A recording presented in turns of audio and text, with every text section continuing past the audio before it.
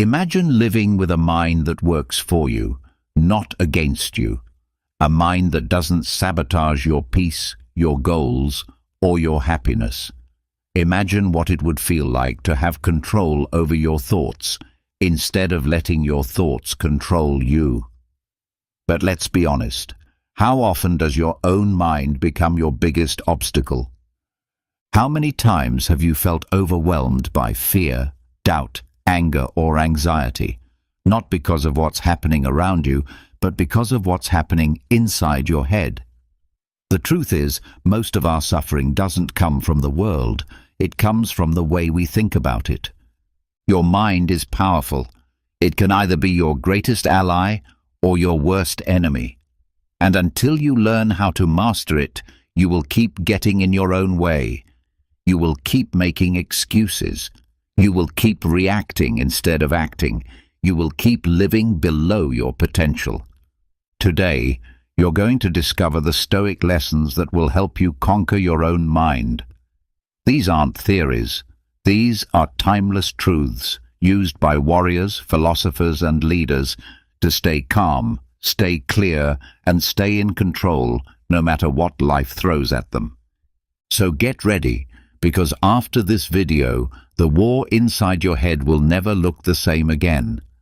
But first, make a promise to yourself. Write in the comments, "Starting today, I master my mind. I am Stoic." Don't treat this like a quote. Treat it like a command. Every time you repeat it, you're training your brain to take orders from you, not your emotions. So write it down now and let's begin. Number 1. Recognize the illusion of mental continuity. Let's start with something uncomfortable, but necessary. You are not who you think you are.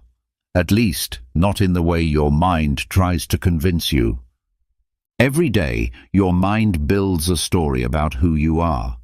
It stitches together your thoughts, beliefs, and memories into a single identity, like a movie with no cuts or breaks. It tells you, "This is me. I've always been this way." But that story is a lie. A useful lie, maybe, but a lie nonetheless. Here's the truth. Your thoughts change. Your beliefs shift. What you were certain about last year might make you cringe today. What you swore you would never do, you now consider. And yet, even with all these contradictions, your mind still insists, "I am the same person." Why? Because your brain craves consistency.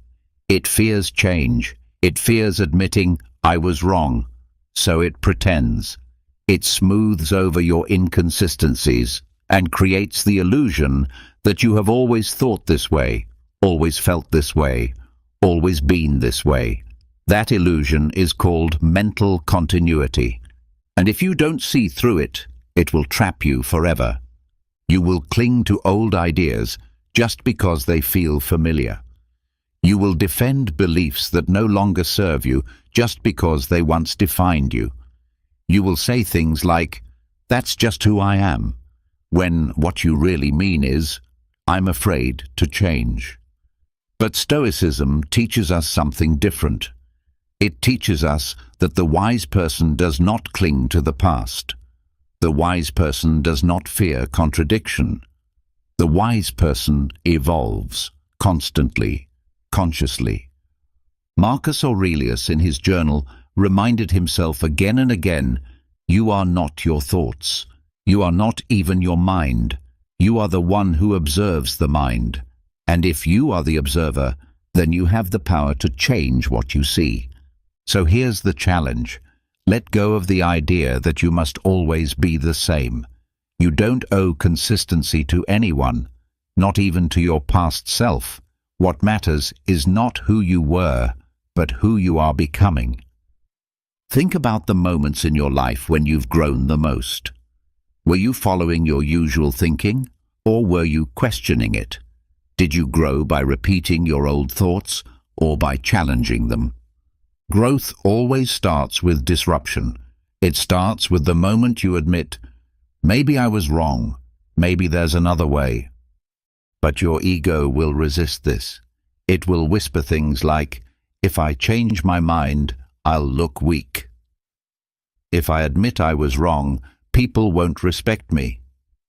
If I let go of this belief, who will I be?" Ignore that voice. That voice is not your strength. It is your prison. Freedom begins the moment you question your own mind. So how do you practice this? Start by noticing your contradictions. When you feel strong emotion, anger, jealousy, pride, pause and ask, "Have I felt this before? Have I thought the opposite before?" You'll be surprised how often your mind flips sides without telling you. Then, write. Keep a journal, just like the Stoics did. Write about your beliefs, your thoughts, your reactions, and later, go back and read what you wrote. You'll start to see it. The gaps, the contradictions, the stories that no longer match who you are. Don't be ashamed of this. Celebrate it. It means you are alive. It means you are thinking. It means you are not frozen in time. The Stoic goal is not to be rigid. The Stoic goal is to be clear. And clarity requires honesty, even when it hurts. So the next time your mind tries to convince you that you've always been this way, stop and ask, is that true? Or is that just a story I'm telling myself?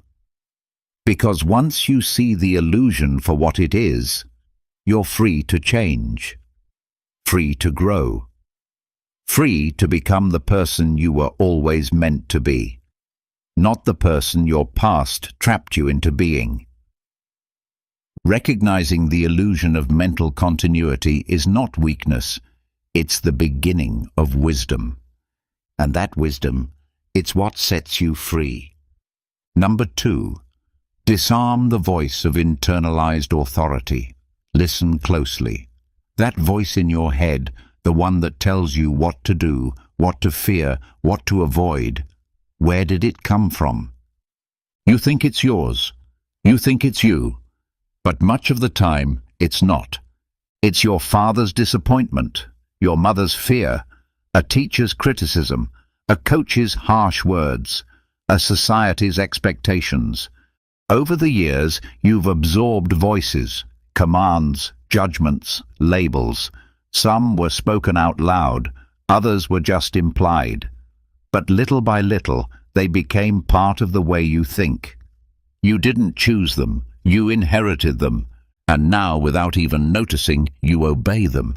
You stop yourself from speaking your truth, because you hear a voice say, "Don't cause problems." You chase status or money, not because you need them, but because a voice whispers, "You're nothing without success." You ignore your creative ideas, your inner compass, your intuition, because somewhere deep down, a voice repeats, "That's not realistic, that's not responsible, that's not who you are." But whose voice is that really? Is it yours, or someone else's living in your head? Marcus Aurelius once said, "If you are pained by any external thing, it is not this thing that disturbs you, but your own judgment about it, and it is in your power to wipe out that judgment now." That includes judgments passed down to you by others, especially those. You see, Stoicism is not just about controlling emotions, it's about freeing your mind from what does not belong to you. If you want to be truly free, you must first identify which parts of your thinking are borrowed. That doesn't mean you blame your parents, your teachers, or society. Stoicism is not about blame, it's about responsibility. And your mind, now, is your responsibility. So here's the question. When you hear the voice of doubt, when you feel guilt for wanting something different, when you hesitate out of fear that you're not enough, ask yourself, who taught me that? Whose standards am I following? Does this belief move me forward or keep me trapped? Because the truth is, many of your destructive thoughts aren't yours. You've just heard them so many times that they feel like your own. That's what internalized authority does. It hides behind your voice. And the only way to break free is to start questioning everything you didn't choose. Write it down. What beliefs do you hold about success, failure, love, worth, and identity? Where did those beliefs come from? And, most importantly, do they still serve you? You are allowed to let go of ideas that were forced into your mind. You are allowed to reject rules that don't fit the life you want to live. You are allowed to rewrite the script. Seneca wrote, "No man is free who is a slave to the opinion of others." But some opinions are so deeply planted that we mistake them for our own thoughts. That's the real trap. And that's why this work is hard, because it takes courage to look inside your mind and admit, this belief is not mine, it was given to me, and I no longer accept it. But the moment you do that, really do that, you open a door to think for yourself, a door to define your values, a door to act not from fear or pressure, but from clarity and intention. That's freedom, not the freedom to do whatever you want, but the freedom to be who you really are, without the invisible chains of other people's voices guiding your every move. So the next time that voice rises inside you, telling you to be small, to stay quiet, to follow the rules, pause and ask, is this truth, or is this just noise I've mistaken for truth? Because until you disarm that voice, you're not free. But once you do, you become unstoppable. Number 3. Separate thought from identity. Let's make something very clear.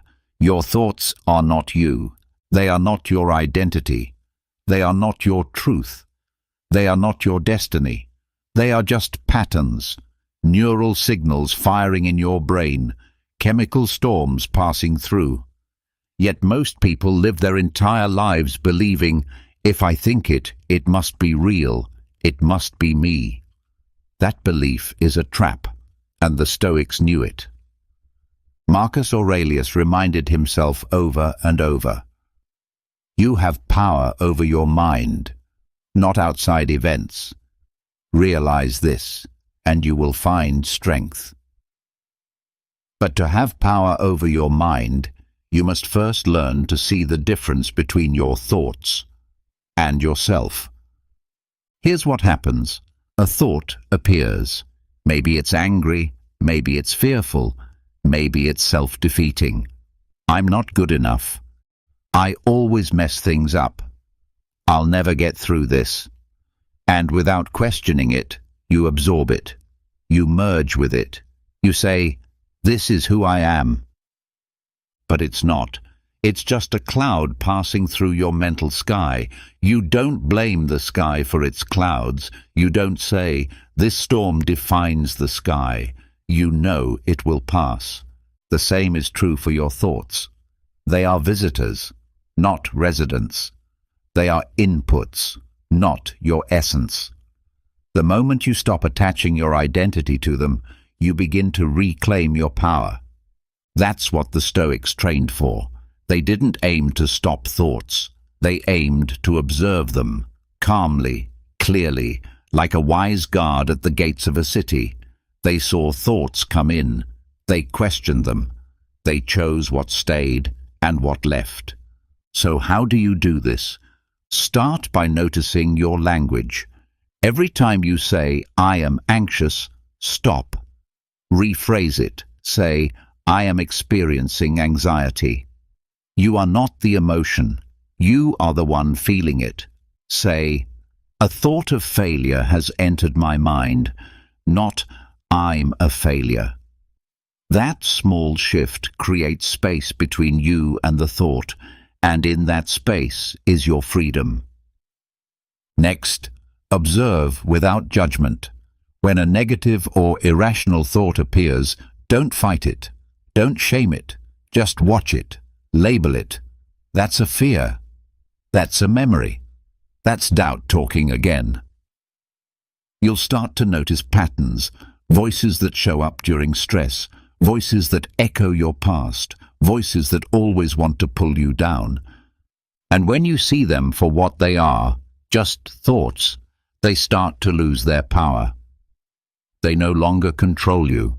They no longer define you. This is not denial. This is discipline. It is the mental discipline to stand apart from the noise in your head and say, I see you, thought. I hear you. But I do not have to follow you. That's real self-mastery. Remember, your brain is a survival machine. It was built to react, to fear, to imagine worst-case scenarios. That doesn't make it your enemy. It just means you have to learn to drive it, not be driven by it. The Stoics trained for this daily. They wrote their thoughts down. They questioned them. They replaced harmful beliefs with useful ones. They did not say, I must feel good all the time. They said, I must see clearly whether I feel good or not. That is the core of Stoic thinking, clarity over comfort. So when a thought enters your mind today, especially one that criticizes, blames, or weakens you, ask yourself, is this thought true? Is this thought useful? Is this thought me, or just something passing by? And if it's just passing by, let it pass. Don't chase it. Don't argue with it. Just observe it. And return to the present moment, to the you behind the noise. Because once you separate thought from identity, you no longer live at the mercy of your own mind. You live by your values, by your choices, by your reason. That is what the Stoics called freedom. And that freedom is already within you, waiting to be claimed. Number 4. Train in strategic self-contradiction. It sounds strange, doesn't it? Why would you want to contradict yourself on purpose? Why challenge your own beliefs? Aren't you supposed to stand firm in what you think? No, not always. Not if you want to grow. Not if you want your mind to be a tool, not a tyrant. Most people confuse confidence with certainty. They think that to be strong, they must never waver, never doubt, never change their mind. But that's not strength, that's rigidity. And rigidity snaps under pressure. Real strength is flexible.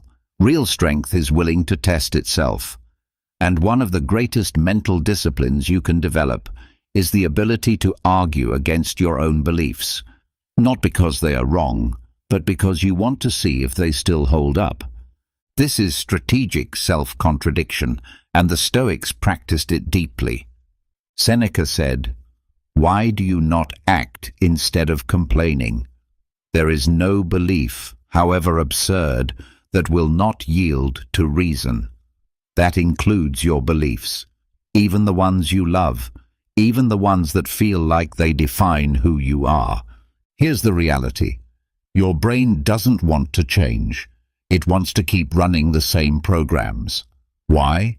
Because it's easier. It's efficient. Beliefs create shortcuts. But those shortcuts become habits, and those habits become prisons, unless you regularly shake them. So how do you break mental inertia? You become your own opponent. You take a belief you hold tightly about success, relationships, failure, your past, your worth, and you argue against it. You ask, what if the opposite is true? What would I say if I didn't agree with this? What evidence would I use to attack my own thinking? It's not about proving yourself wrong. It's about proving that you've earned the belief, that it can stand up to pressure, that it's been tested, not just inherited, repeated, or assumed. Try this in writing. Choose a belief you carry with conviction. Maybe, I'm not creative, or I need to be successful to be worthy, or people always leave. Now, argue the opposite. Gather reasons. Give examples. Pretend you're debating yourself in front of a crowd. You'll feel resistance. Your ego won't like it. But that's exactly the point. Your ego wants to be right. Your mind wants to be useful. Don't let the ego win. Because the moment you stop questioning yourself is the moment you stop growing. And the Stoics didn't fear contradiction. They used it. They welcomed it. Why? Because they knew a belief that fears being tested is already weak. So test it, not to destroy it, but to refine it. Think of your beliefs like swords. If you never strike them against anything, how do you know they won't break in battle? So sharpen them. Sharpen your mind. Ask yourself, why do I believe this? Did I choose this belief, or was it given to me? Would I still believe this if I grew up somewhere else, with different influences? You'll be surprised how many of your ideas crumble under that kind of honesty. And that's okay. You're not here to be consistent with your past. You're here to be true in your present. That means evolving. That means challenging your own thinking before the world does it for you. Because life will challenge you. And if you've never contradicted yourself, you'll break the moment something contradicts you. So make it a habit. Once a week, once a day, whenever your thoughts feel too comfortable, question them, attack them, rebuild them, not out of self-doubt, but out of self-respect. Because the strongest mind is not the one that holds the most beliefs. It's the one that holds the fewest unquestioned beliefs. Remember this, your mind is not your master. It is your instrument, but only if you tune it. So train in contradiction. Sharpen your reasoning. Be willing to stand against yourself, so that, when life pushes back, you stand taller than ever before. Number 5. Understand the biological bias toward fear. Let's get one thing straight. Your brain is not designed to make you happy. It is designed to keep you alive. That means it is constantly scanning for danger, constantly watching, constantly calculating, and more often than not, it's overreacting. Why? Because your brain evolved in a world of real threats. Tigers, cliffs, famine, tribes at war. It had to see danger everywhere, because missing one real threat meant death. Better to jump at 99 shadows than to miss one predator in the dark. But here's the problem. You don't live in that world anymore. You're not being hunted. You're not sleeping in caves. You're not surrounded by wild animals. And yet, your brain still acts like you are. That's the biological bias toward fear. It's hardwired. It's automatic. And if you don't recognize it, it will shape your entire life without you even realizing it. You'll fear speaking your truth, not because it's dangerous, but because your brain treats disapproval like a threat to survival. You'll fear change, not because it's wrong, but because your brain prefers the familiar, even when it's painful. You'll fear taking risks, trying new paths, or stepping into uncertainty, not because the danger is real, but because your mind was built to keep you safe, not successful. And here's the dangerous part. Fear feels like truth. It feels real. It shows up in your body, tight chest, racing heart, shallow breath. Your mind floods with worst-case scenarios, and you believe them because they feel urgent. But that's the illusion. The Stoics knew this. Epictetus taught that it's not things that disturb us, but our judgments about things.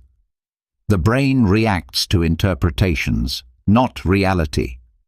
And fear is just a primitive interpretation, one you must learn to challenge.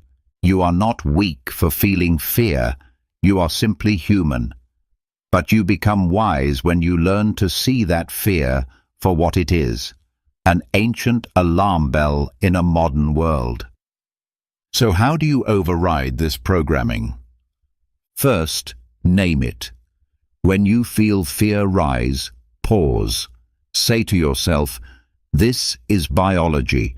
This is the ancient part of my brain doing its job, but I don't have to obey it. Label the fear.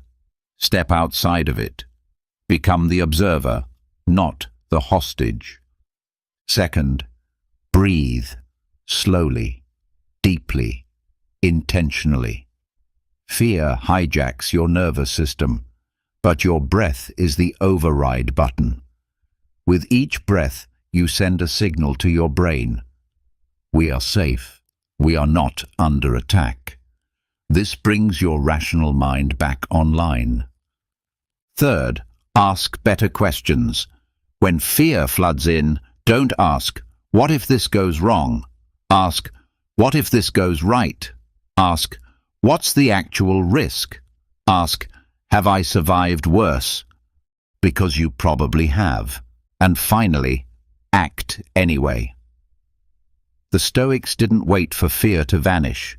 They moved forward in spite of it. That's what made them strong. Courage isn't the absence of fear. Courage is seeing fear clearly and walking forward anyway. It's saying, yes, my brain is firing alarms, but I will not be ruled by false emergencies. Because once you understand your brain's bias, you can stop being its victim and start being its commander. Remember, fear is natural, but obedience to fear is a choice. And the person who can override fear, who can step forward when the old mind says, stay small, that person becomes unstoppable. So the next time you feel fear rise in your chest, don't run from it. See it. Name it. Breathe through it. Then remind yourself, this is old programming, and I am no longer living in the past. Because you are not here to survive, you are here to grow. And growth begins the moment you stop mistaking fear for fact. Number 6. Interrupt thought loops with physical action. You know the feeling. You're stuck in your head, going in circles. A problem you can't solve. A conversation you keep replaying. A fear you keep feeding. You analyze it. You try to think it through, but instead of finding clarity, you just sink deeper. That's the trap of overthinking. And the truth is, your brain loves this trap, because thinking feels like doing. Worry feels like progress, but it's not. It's motion without movement. It's being trapped in a mental cage and calling it processing. The Stoics knew better. They knew the mind, when left unchecked, becomes a theater of endless loops. You imagine, you fear, you doubt. Then you imagine again, and again, and again. It never ends, unless you break the loop. And one of the most powerful ways to do that is with physical action. Here's the simple truth. Overthinking thrives in stillness, but action breaks the spell. You can't think your way out of every thought, but you can move your body and change your state. When your mind becomes a trap, use your body as a tool. Walk, breathe, stretch, move, go outside, touch something real, feel the air, feel your feet on the ground, because your body is here, now. It doesn't live in the past. It doesn't dwell in the future. It pulls you out of the spiral and plants you in the present. This is not a distraction. It's a reset. Epictetus said, "Don't explain your philosophy, embody it." And when your mind is spinning, the best philosophy is motion. You don't need to go to the gym. You don't need a routine. You just need to do something that involves effort and focus. Even something small, a 5-minute walk, a cold shower, a quick set of push-ups, picking up an object and cleaning it with care.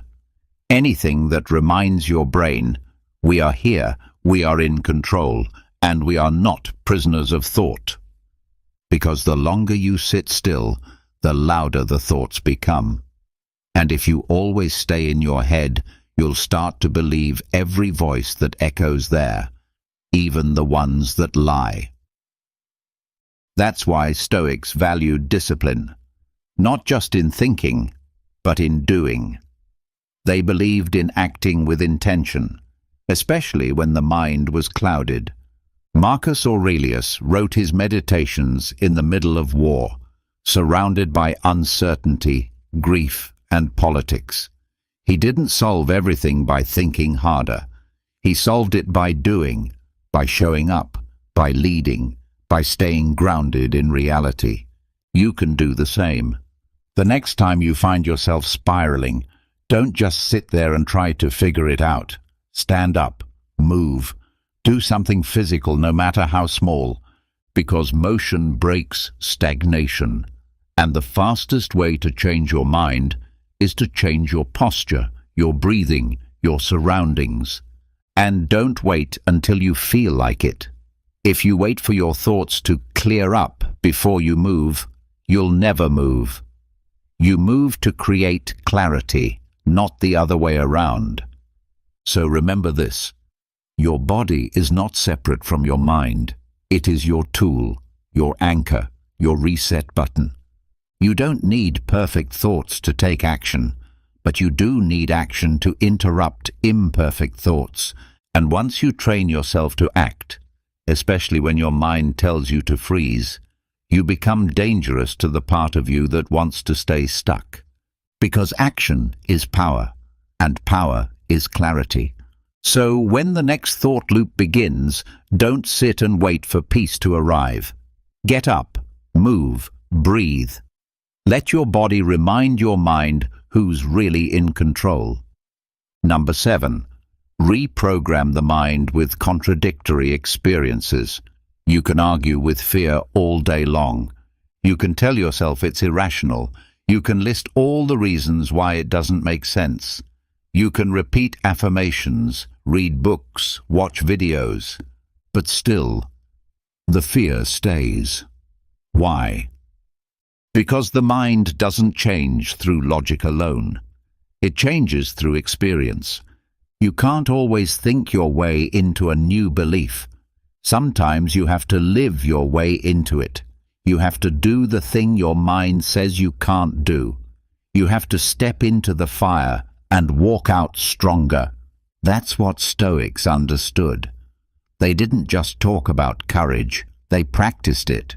They deliberately exposed themselves to discomfort, challenge, and contradiction, because they knew that experience rewires the brain in a way that thought alone never can. Let's be clear, your current fears and assumptions were learned. You weren't born afraid of rejection. You weren't born thinking you're not good enough. You weren't born assuming the world is dangerous. You picked those up through experience. Something happened, maybe once, maybe repeatedly, and your brain took notes. It made conclusions, and those conclusions became beliefs, not because they're true, but because they were emotionally charged. So, how do you change those beliefs? Not just by talking about them, not just by analyzing them. You change them by giving your brain new evidence, contradictory evidence, experiences that break the old pattern. You're afraid of public speaking? Don't just read about confidence. Go speak. Even if it's shaky, even if your hands tremble, your body will survive, your brain will adapt. You think people will judge you for being yourself? Go be yourself on purpose. Let them judge. Watch what actually happens. You believe you're not creative, not smart, not capable? Put yourself in an environment where you have to create, solve, or lead. Let your actions tell a new story.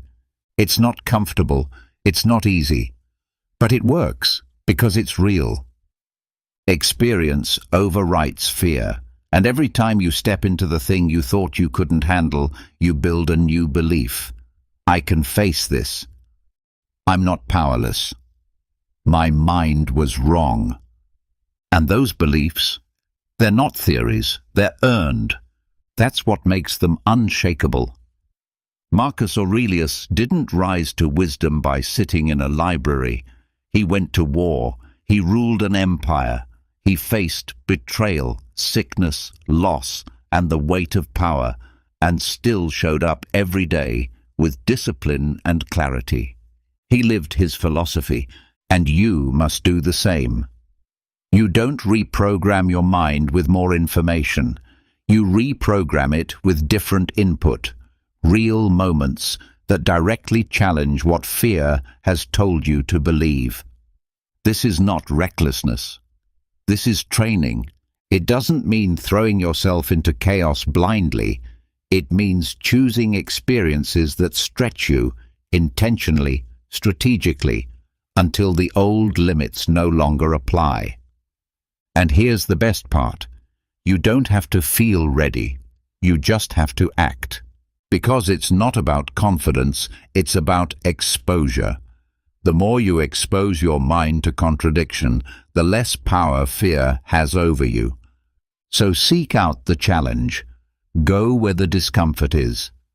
Let reality show your brain what your thoughts have been hiding. And remember this, every fear that's been programmed into you can be rewired. But it won't happen through theory. It happens through action. Contradict the fear with your life, and your life will start to change. Number 8. Use precision of language to disempower mental chaos. Your mind can be loud, but it's often not clear. When you're overwhelmed, anxious, or lost in emotion, it's rarely because the problem is too big. It's usually because your thinking is too vague. You feel a heaviness in your chest, a racing heart, a restless mind, and all you can say is, I feel bad, or something's wrong. But what exactly? You don't know, and that's the problem. Vague inner dialogue fuels chaos. It keeps you trapped in fog. The less specific your language, the more powerful your emotions feel. The more precise your words, the weaker those emotions become. This is not just philosophy. This is brain science. And the Stoics understood it long before we had neuroscience. Marcus Aurelius didn't write pages of poetic confusion in his journal. He didn't say, I'm just feeling off today. He named things. He said, this is irritation, or this is the fear of loss, or this is vanity disguised as virtue. Why? Because naming the emotion is the first step in taking control of it. When you name it, you separate yourself from it. You stop being inside the feeling, and you start observing it from the outside. And when you can observe your mind clearly, you can govern it. Let's be real. Most people don't suffer because of what's happening. They suffer because they don't understand what's happening in their own minds. They react to a storm inside without knowing what started it. They just feel the chaos. But chaos thrives on vagueness, and order begins with clarity. So how do you get clarity? You speak with precision. You identify what's really going on. Not just, I'm sad, but this is regret over what I didn't say. Not just, I'm angry, but this is resentment because I feel ignored. Not just, I'm anxious, but this is fear of being seen as a failure. This isn't weakness. This is discipline. It takes strength to slow down, examine the storm, and give it a name. Because once it has a name, it's no longer in control. You are. The Stoics weren't emotionless. They were emotionally intelligent, and their intelligence came from clarity, not denial. They understood that the mind, when left undirected, will create unnecessary suffering. But a trained mind, a mind sharpened by honest words, can face almost anything. So make it a practice. When you feel overwhelmed, don't run from the feeling. Don't drown in it. Sit with it and describe it with brutal accuracy. Use real words, not soft, vague ones that protect your ego. Don't say, "I'm just tired," when what you really feel is disappointment or envy. Don't say, "I'm fine," when what you feel is shame. The more clearly you describe your mental state, the more clearly you can respond to it. And once you respond with clarity, you no longer spiral into confusion. You choose your next move. This is how you take power back from your thoughts. You don't silence them by force. You disarm them with truth. Precise, honest, unflinching truth. Even if it stings, especially if it stings. Because precision isn't about being right. It's about being real. So next time your thoughts feel like noise, don't shut them down. Define them. Say, "This is the voice of fear." Say, "This is the shadow of regret." Say, "This is a story I've told myself too many times." And then decide, will you believe it? Or will you move forward with clarity? Because the mind that can name its pain can outgrow it. The mind that speaks precisely thinks powerfully. And the person who commands their language commands their life. Number 9. Watch for mental narcissism in the form of victimhood. It sounds harsh, but it needs to be said. One of the most subtle and dangerous forms of ego isn't arrogance. It's victimhood. It's when your mind starts clinging to pain, not just as something you feel, but as something you are. And once pain becomes part of your identity, it becomes almost impossible to let go of, even when it's destroying you. That's the trap. That's mental narcissism. It's when suffering becomes a performance. When the story of what happened to me becomes more important than who you're becoming now. Let's be clear. Pain is real. Life hits hard. You've been hurt. You've been betrayed. You've been disappointed. None of that is weakness. A Stoic doesn't deny the reality of suffering. But what the Stoic refuses to do is make suffering their personality. Because once you build your identity around wounds, you'll subconsciously resist healing. Why? Because healing would mean letting go of the story that gave you attention, sympathy, or a sense of uniqueness. The ego hates that. The ego wants to be seen. And if it can't be seen for greatness, it will settle for being seen through pain. Marcus Aurelius said, "Choose not to be harmed, and you won't feel harmed. Don't feel harmed, and you haven't been." That's not denial. That's responsibility. You can't control what happens to you, but you can control how tightly you hold on to it. You can stop repeating the same story in your mind, day after day, year after year. You can stop using it to justify your limitations, your bitterness, your inaction. The victim identity whispers things like, "People always hurt me," or "Life is unfair," or "They don't understand what I've been through." And maybe those things were true, but repeating them doesn't move you forward. It just feeds your sense of separateness. It feeds the idea that your pain makes you special. And if you're not careful, you'll start wearing your wounds like armor, proud of them, even as they cut into your own skin. You have to be brutally honest with yourself. Is this pain something I'm trying to heal, or something I'm using to protect my ego? Am I telling this story because it's helping me grow, or because it keeps me safe from having to grow? That's the real test. Because the moment you use suffering as a shield against responsibility, you stop evolving. And here's what's worse. When victimhood becomes identity, you start creating more pain just to maintain the role. You look for ways to be mistreated. You assume the worst in people. You avoid solutions. Because if the problem goes away, who are you without it? This is hard to admit, but it's necessary. Because the Stoic path is not about being emotionally bulletproof. It's about being mentally honest. And mental honesty means calling yourself out when your suffering becomes self-serving. It means asking, what would I be doing with my life if I stopped being the victim? And then facing the discomfort that question brings. You don't have to pretend nothing ever hurt you. You don't have to act like you're above emotion.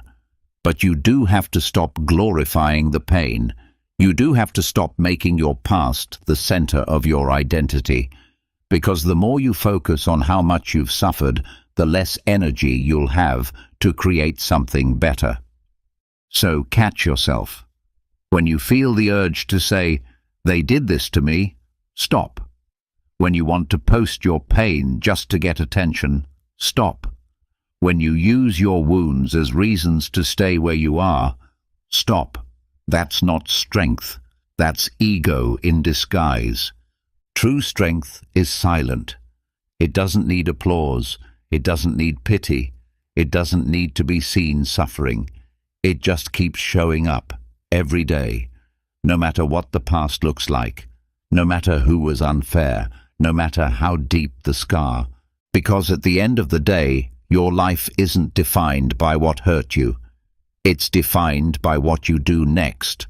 And the Stoic chooses growth, even when victimhood would be easier. Number 10. Exploit the mind's adaptability by choosing difficult tasks. You've probably heard that the mind is powerful, but what most people forget is that the mind is also programmable. It adapts. It rewires. It reshapes itself based on what you expose it to. And this can be your greatest weapon, or your biggest weakness, because whatever you repeat, your brain starts to normalize. If you feed it comfort, it craves more comfort. If you feed it fear, it becomes more afraid. But if you feed it difficulty, voluntarily, intentionally, it gets stronger, more stable, more calm under pressure. This is where real mental toughness begins, not in avoiding stress, but in retraining your brain's response to it. The problem is, most people think stress equals danger. The moment something feels hard, the mind starts to panic. It says, "Back away, this isn't safe, this is too much." But the Stoics understood something better. They knew that not all stress is a threat. Some stress is a tool, some pain is necessary, and some fear is meant to be walked through, not avoided. Voluntary hardship, doing difficult things on purpose, teaches your brain that challenge isn't something to run from. It's something to lean into. Think of cold exposure. You step into freezing water, and your body screams. Your breath shortens. Your mind says, "Get out." But if you stay calm, if you control your breath, your nervous system begins to adjust. You survive. You step out. And something has changed. You've just taught your brain, not every shock is fatal, not every discomfort is the enemy. That lesson transfers. Now, when stress shows up in your real life, through criticism, conflict, or the unknown, you respond differently. You don't panic as fast. You don't collapse under pressure. Why? Because your brain has learned resilience through experience. Fasting does the same. Public speaking does the same. Waking up early, sitting in silence, lifting heavy weights, having hard conversations, all of these are forms of voluntary stress. They are training grounds for the mind, because when you choose discomfort, you teach your brain that it doesn't control you. you control it. This is what Marcus Aurelius did. As emperor, he deliberately slept on hard surfaces. He ate simply. He didn't surround himself with luxury or excuses. Why? Because he knew that the more you rely on ease, the weaker your mind becomes. But the more you embrace what's hard, the more your mind learns. I can do this. I don't need everything to be perfect. I can face what others avoid. And that's where power comes from. Not from talent, not from motivation, but from conditioning. You condition your mind like you condition your body, through repetition, through exposure, through chosen adversity. So here's the challenge. Pick one thing each day that's uncomfortable and do it on purpose.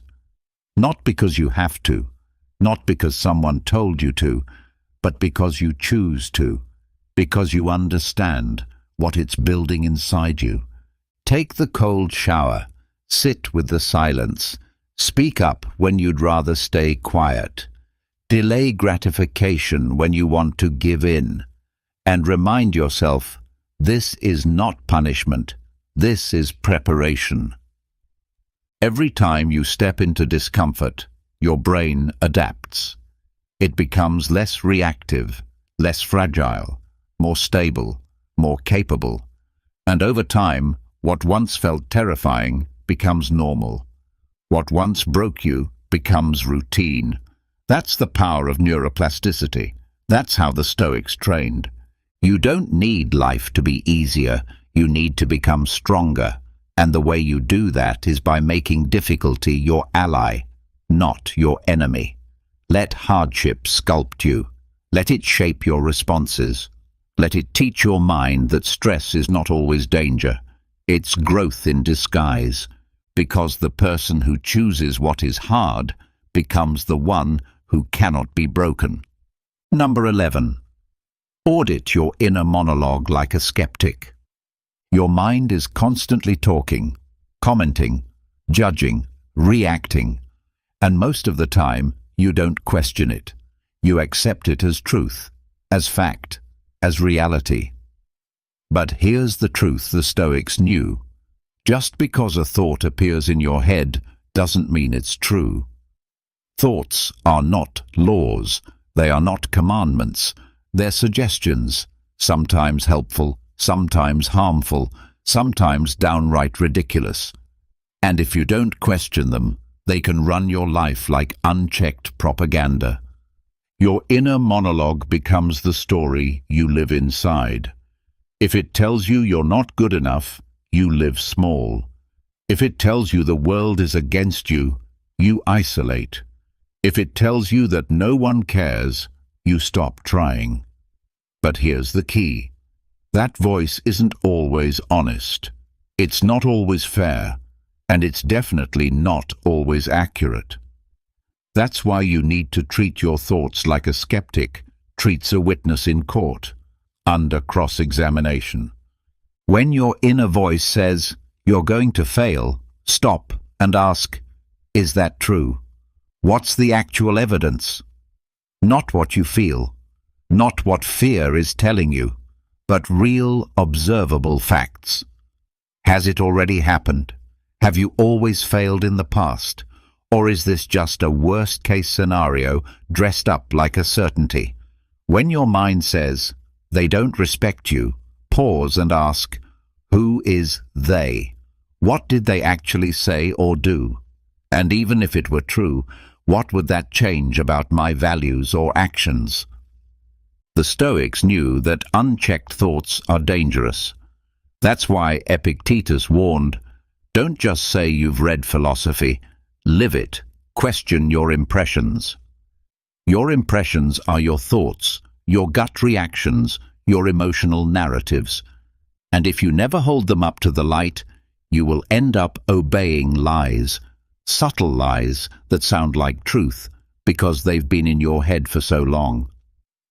But once you start auditing your thoughts, you gain leverage. You stop reacting automatically. You create space between stimulus and response. And in that space, You make better decisions. You stop believing everything you think. You stop attaching identity to every emotion. You stop feeding the mental loops that keep you small. This isn't about being cynical. It's about being neutral. It's about holding up each thought like a piece of evidence and asking, who benefits if I believe this? Does this thought serve your growth, or does it serve your fear? Does it move you forward, or does it keep you safely stuck in an old narrative? If the thought isn't helping, why keep entertaining it? This kind of mental auditing takes practice. It takes awareness, but it's one of the highest forms of self-discipline. And the more you do it, the quieter your mind becomes. Not because there are fewer thoughts, but because fewer of them stick. Fewer of them control you. You see them, you question them, you let them go. Marcus Aurelius wrote his journal not to impress others, but to interrogate his own mind. He challenged himself. He didn't flatter his fears. He brought them into the light and asked, is this useful? Is this rational? Is this worth holding on to?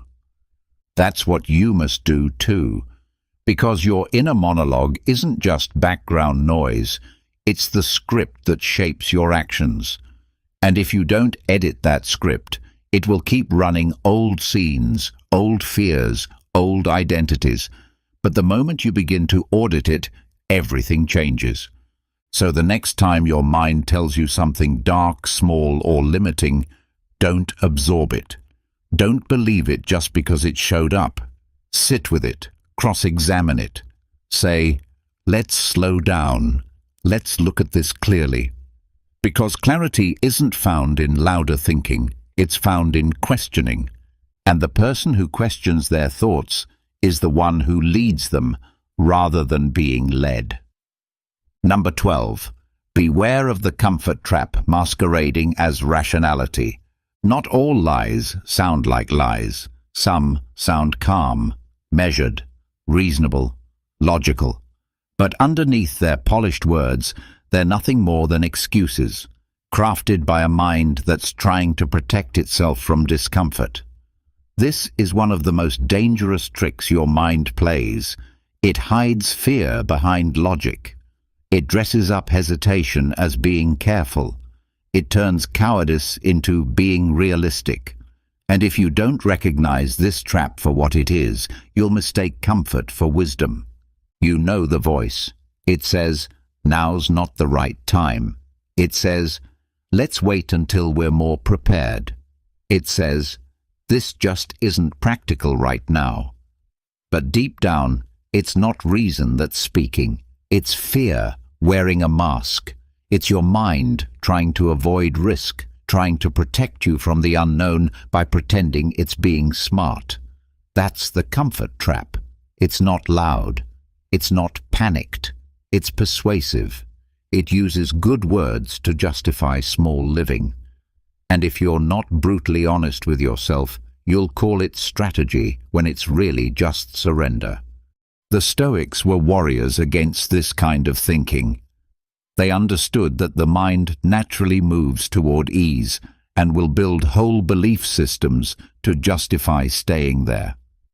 That's why Seneca said, we suffer more often in imagination than in reality.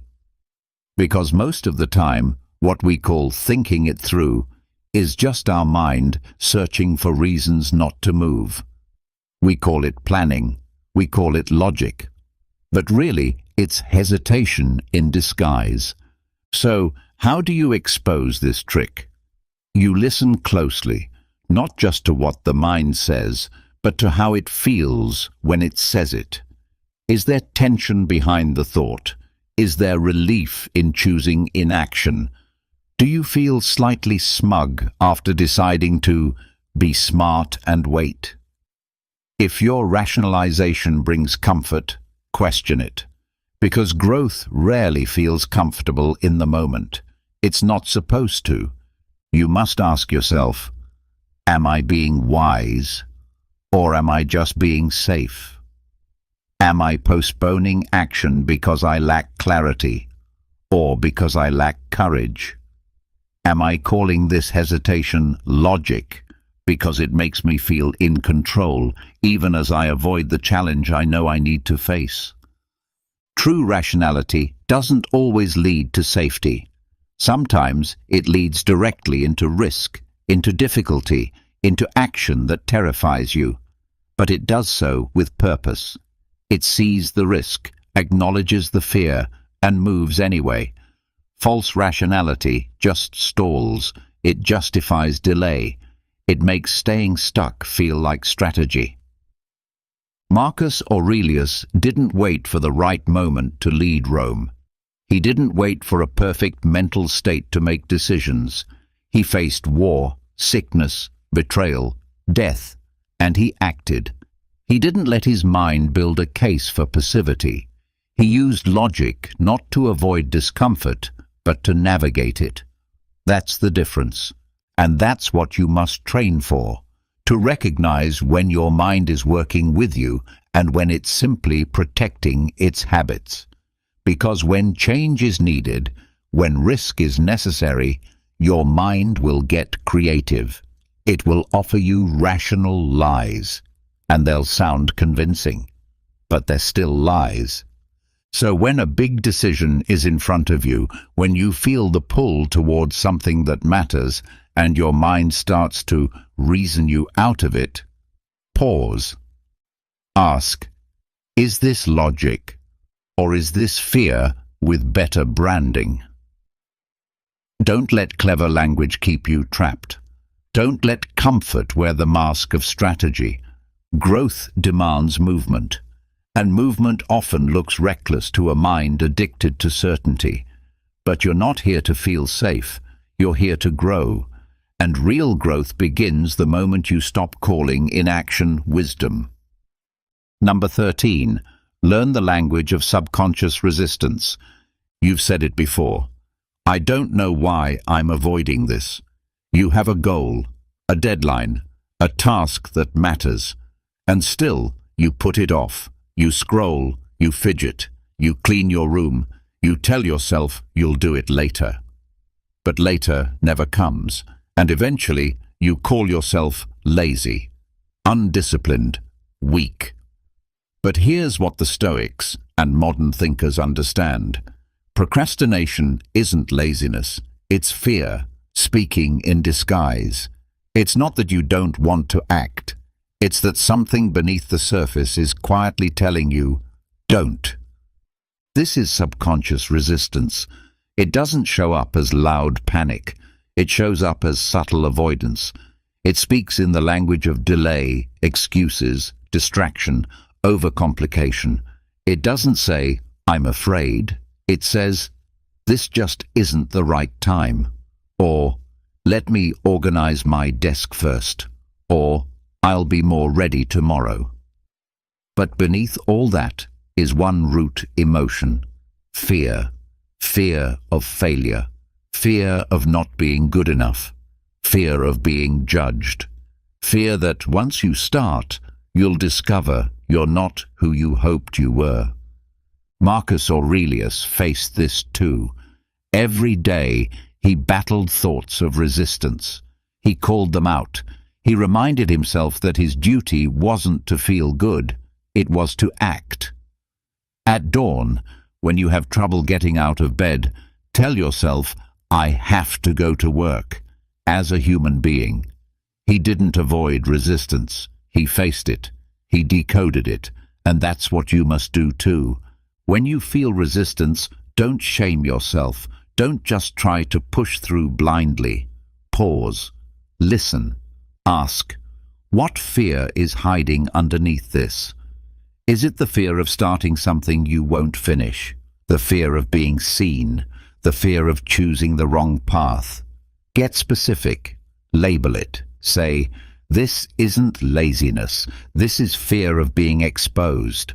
Or, this is fear of disappointing someone. Because the moment you name it, you start to disarm it. Avoidance grows in the dark, but when you shine a light on it, it starts to shrink. And that light is called awareness. Most people live in reaction. They don't look beneath their own behavior. They think they just lack motivation. But motivation isn't the problem. The problem is the inner conflict you haven't named yet. And if you never name it, you'll keep dancing around the work that actually matters. So make it a daily practice.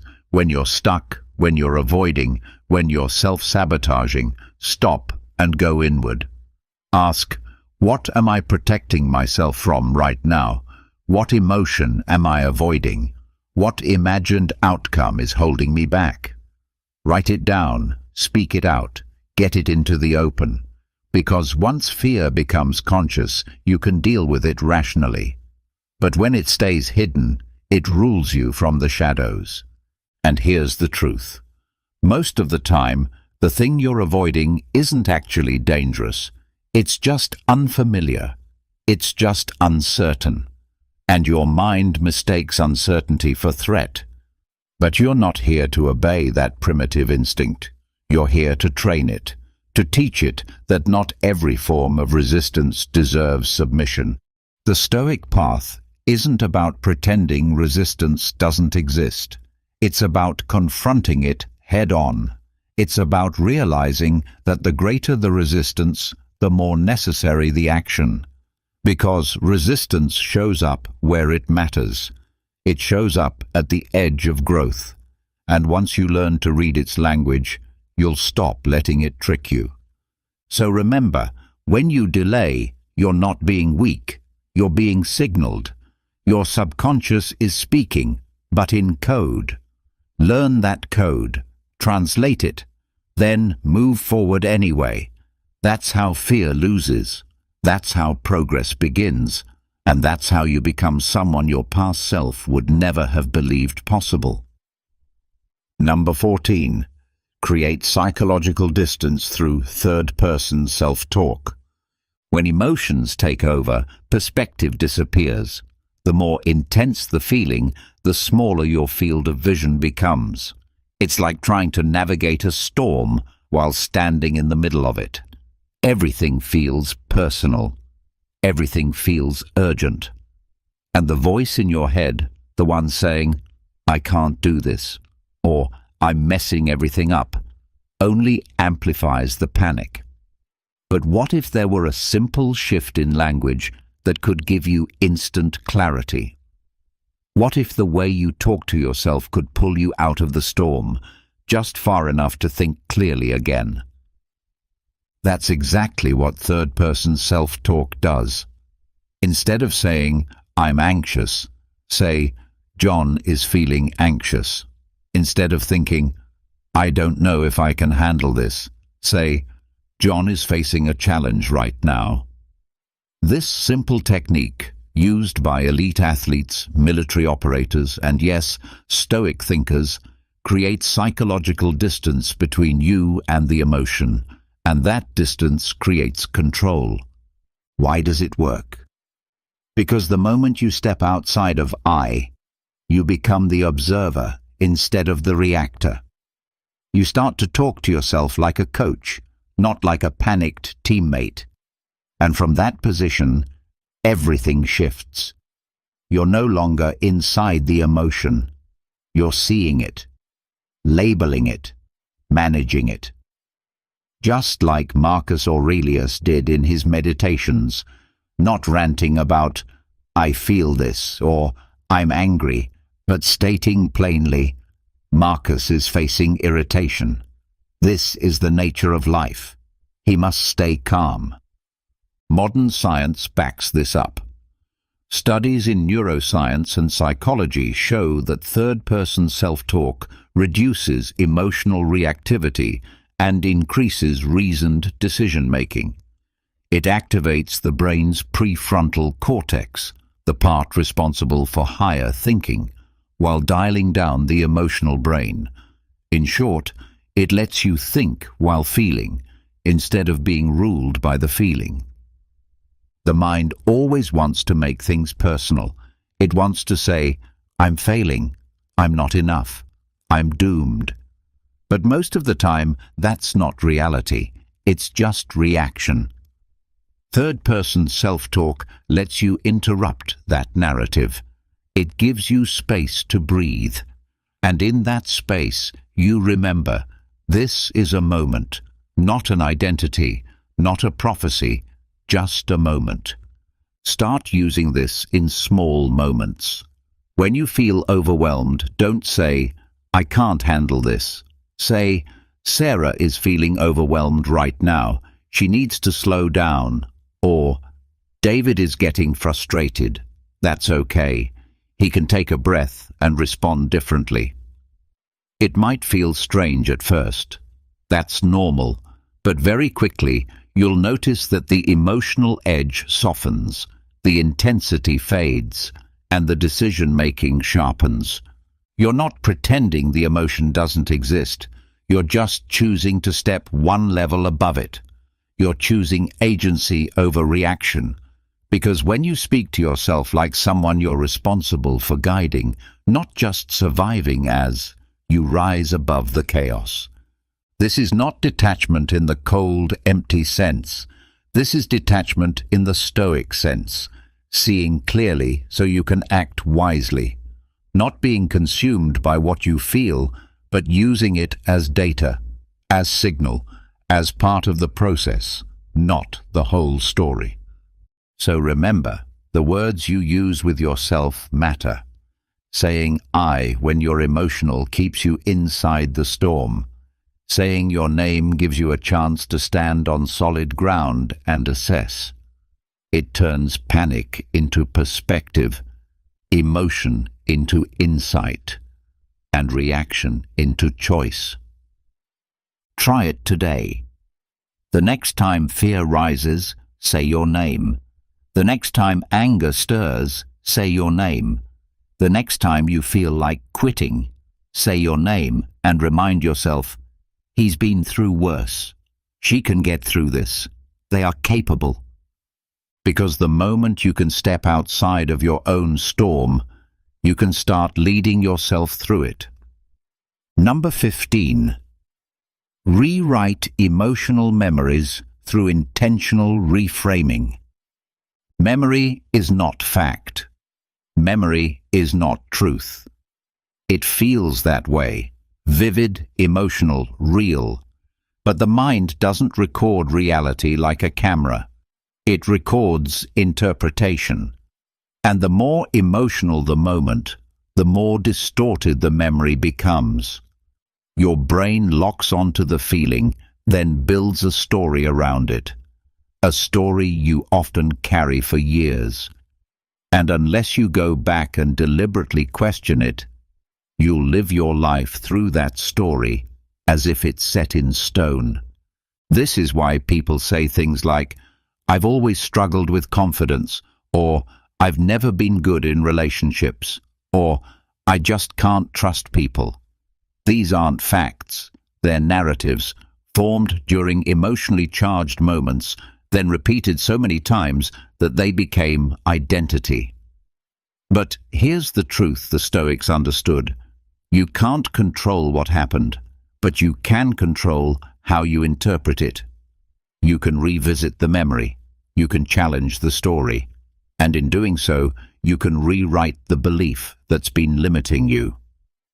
Marcus Aurelius faced betrayal, heartbreak, illness, and loss. And yet, he didn't write, "This ruined me." He wrote, "What stands in the way becomes the way." That's reframing. It's the ability to take an event, especially one that hurt, and say, let me look at this again, let me decide what it means. And that choice, that mental shift, can change everything. Because when you reframe a memory, you change your relationship to it. The event doesn't change, but the meaning does. And meaning is what shapes identity. Meaning is what shapes behavior. If your mind has labeled a childhood failure as proof that you're not capable, that story will keep showing up every time you try something hard. If you interpreted rejection as proof that you're unworthy, that belief will echo in every relationship you enter. But what if you went back to those memories, not to relive the pain, but to reshape the message? What if you said, "That wasn't proof that I'm broken. That was proof that I survived something hard"? What if you said, "That person didn't reject me. They rejected a version of me they didn't understand, and that's okay"? What if you said, "That failure didn't define me, it built me"? This is not denial. It's not pretending something didn't hurt. It's choosing a constructive lens instead of a destructive one. It's reclaiming authorship over your past, not to change the facts, but to rewrite the conclusions.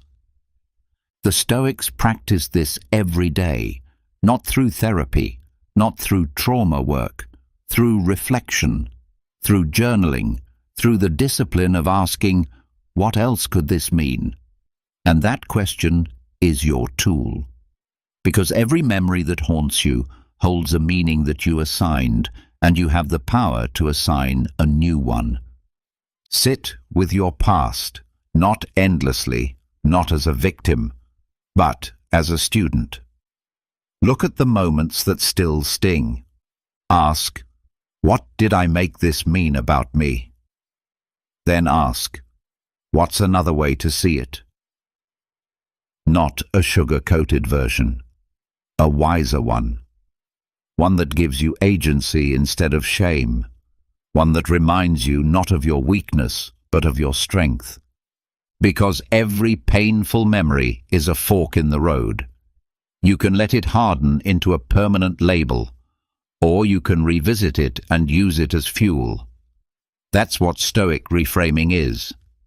Using the past to build the future, not to excuse the present. So remember, your past only owns you if you never question it. But the moment you go back and speak to it with clarity, strength, and honesty, you start to rewire your mind. You begin to reframe fear as growth, failure as training, and pain as preparation. And from that new frame, you move forward, not as someone defined by their past, but as someone forged by it. Your mind can build empires, or it can build prisons. It can guide you with clarity, or trap you with fear. The enemy is not out there. It's in here. In the thought loops, the false identities, the comfort disguised as logic, the quiet voice that tells you to wait, to shrink, to doubt. But now you've seen the truth. Your thoughts are not facts. Your fear is not prophecy, and your resistance is not the end of the story. You have the tools. The 15 Stoic lessons you just heard aren't theory. They are weapons. Use them, sharpen them, train with them daily. Because the war isn't against the world, it's against the part of you that refuses to rise. Now it's your turn. In the comments, I want you to write, "I will no longer obey a weak mind. I am conquering myself." Don't type it for me, type it for you. To seal it in, to plant the flag, to send a message to the part of your mind that's held you back for too long. And if this spoke to something deep inside you, if it woke something up, subscribe to the channel. This is your training ground. We don't do comfort here. We do clarity, discipline, and growth. Because your mind isn't just something you live with, it's something you master. And that mastery, it starts now. Let's be honest, your life is filled with things that don't serve you, that hold you back and drain your energy. But have you ever stopped to consider why you continue to carry these burdens? Sometimes, the greatest act of rebellion isn't making noise or causing a scene, but quietly letting go of everything that doesn't add value to your life, whether it's toxic relationships, unhealthy habits, or self-destructive patterns. And the best part? You don't need to create a spectacle out of it or seek anyone's approval. In today's video, I'm going to show you how to follow the wisdom of Stoic philosophy, release what you can't control, and set yourself free. Because, my friend, life is too short to be stuck under the weight of other people's expectations.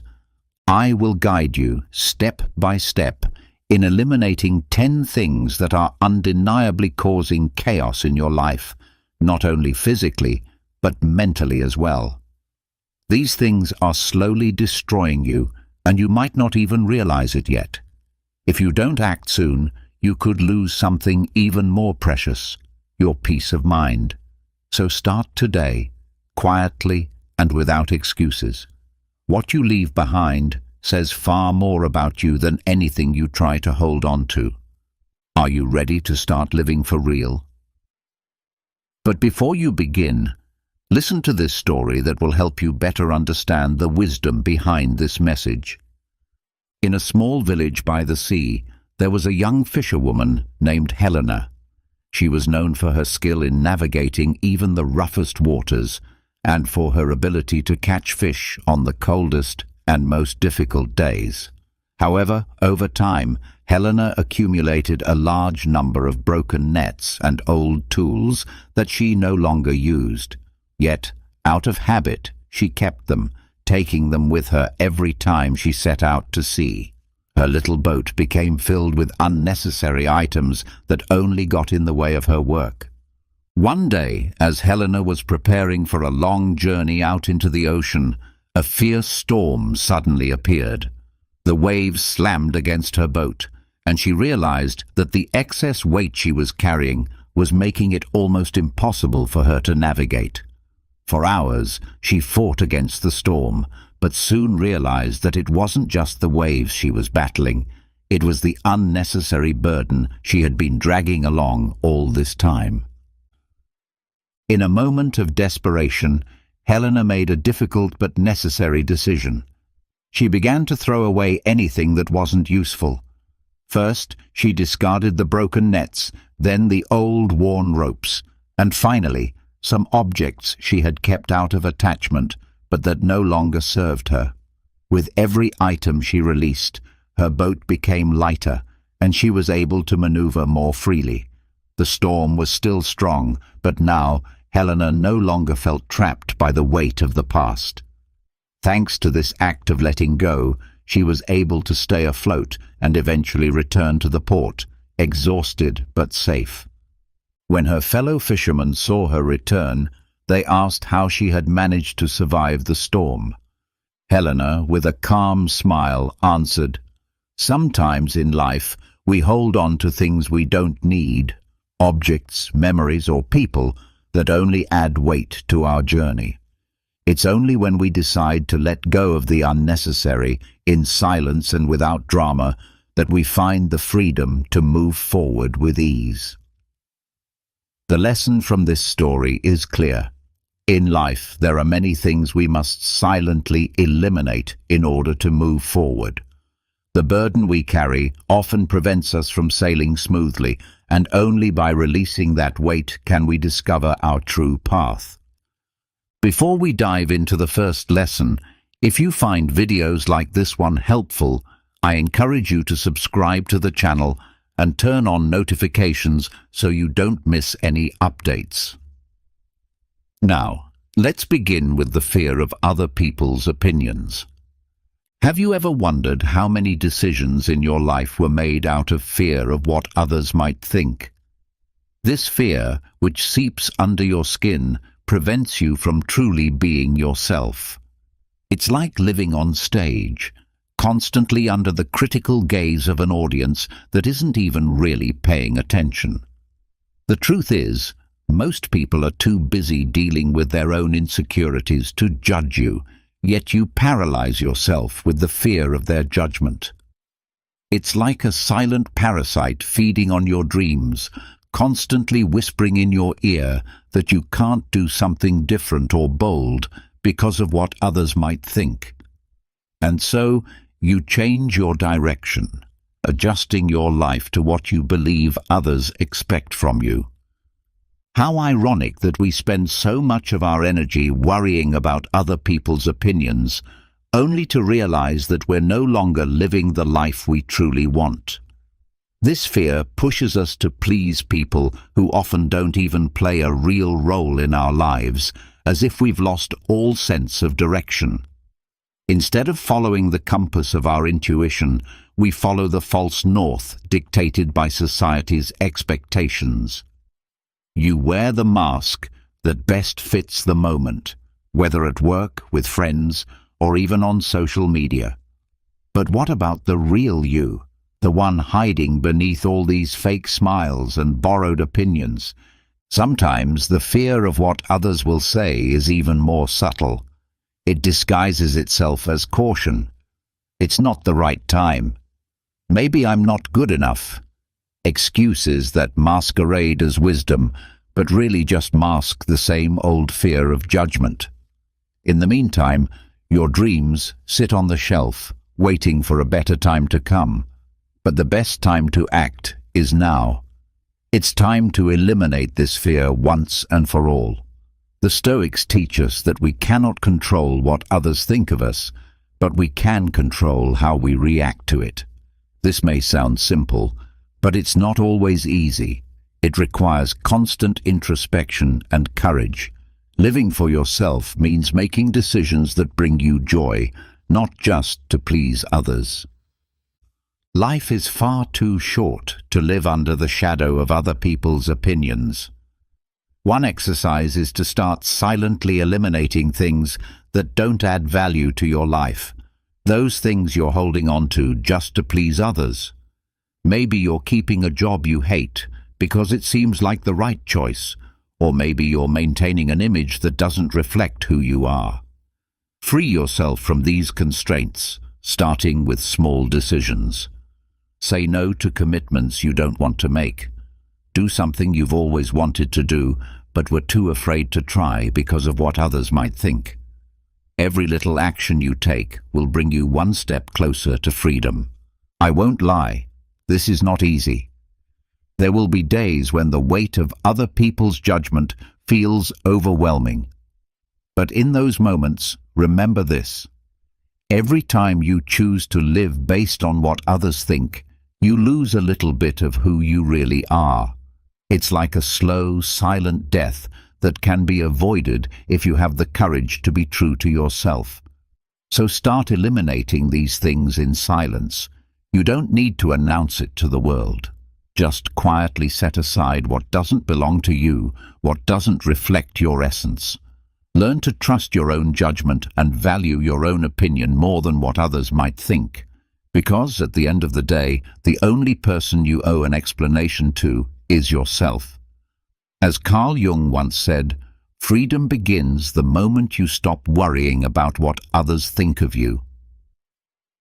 Now, let's talk about toxic relationships. There's a saying I love. There's no worse blind person than the one who doesn't want to see. I'm sure you've heard it before. Interestingly, we often apply this selective blindness to our own relationships. We're used to dealing with people who, in some way, take more from us than they give. I'm talking about those toxic relationships that drain your energy bit by bit without you even realizing it. The strangest part is that even though we know these relationships are unhealthy, we hold on to them as though they're indispensable. I'm not just talking about romantic relationships. This can apply to family, friends, and even co-workers. The most interesting thing is that no one is forcing you to maintain these relationships, but there you are, silently tolerating them as though letting go would be an affront to the world. Why do we do this? Maybe we were taught that breaking ties is a sign of weakness or insensitivity, as though eliminating someone from our lives is an act of cruelty. In reality, though, it can be one of the greatest acts of self-love you can perform. Let's bring a little Stoic wisdom into this. The Stoics teach us that we shouldn't waste time worrying about things we can't control, like other people's behavior. And relationships are one of those things. You can't control how people treat you, but you can control how much space you allow them in your life. Sometimes we need to be honest with ourselves and realize that we've been tolerating toxicity simply out of habit or fear of being alone. But holding on to these toxic relationships only poisons your life and prevents you from living fully. The key to freeing yourself from these unhealthy connections is to practice the Stoic art of detachment. Learn to let go of people who no longer serve your well-being and stop accepting behavior that diminishes your peace. This is not about cruelty, it's about protecting yourself and making room for healthier, more positive relationships. When you learn to release these toxic bonds, you'll find that your energy is no longer drained and you'll be able to move forward with more clarity and strength. There are things in life we simply cannot control. This applies to people around us as well. You can't control how others behave, but you do have control over whether or not you want them in your life. The concept is simple, but here's the tricky part: doing it quietly. It's not about getting back at anyone or feeling superior, but rather making a conscious decision to stop nurturing relationships that drain you. Think about it for a moment. There's no need for drama when you want to remove what no longer serves you. You don't have to announce to the world that you're distancing yourself from someone. It's like letting go of a plant that's no longer blooming. You don't keep watering it, you just stop, knowing it's no longer part of your garden, and that's okay. The plant continues on its path, and you continue with yours. Life goes on. Have you ever experienced a situation where you've spent time with someone close to you, only to feel completely exhausted afterward? It's not necessarily that this person is bad, but their energy might not match yours. Recognizing these relationships is the key. Pay attention to your body and mind. If every interaction with a particular person feels like an emotional marathon, it might be a sign that you're in a toxic relationship. It's painful to admit, but it's necessary. Here's where the strategy of silence comes in. Gradually reduce your interactions, stop seeking contact, and walk away. There's no need for grand gestures or confrontations. Just stop being available. This can be liberating. Believe it or not, it's not about turning your back on the world, but about prioritizing your own well-being. Sometimes, self-love doesn't involve loud declarations, but simply saying enough in silence. So, how can you identify these relationships?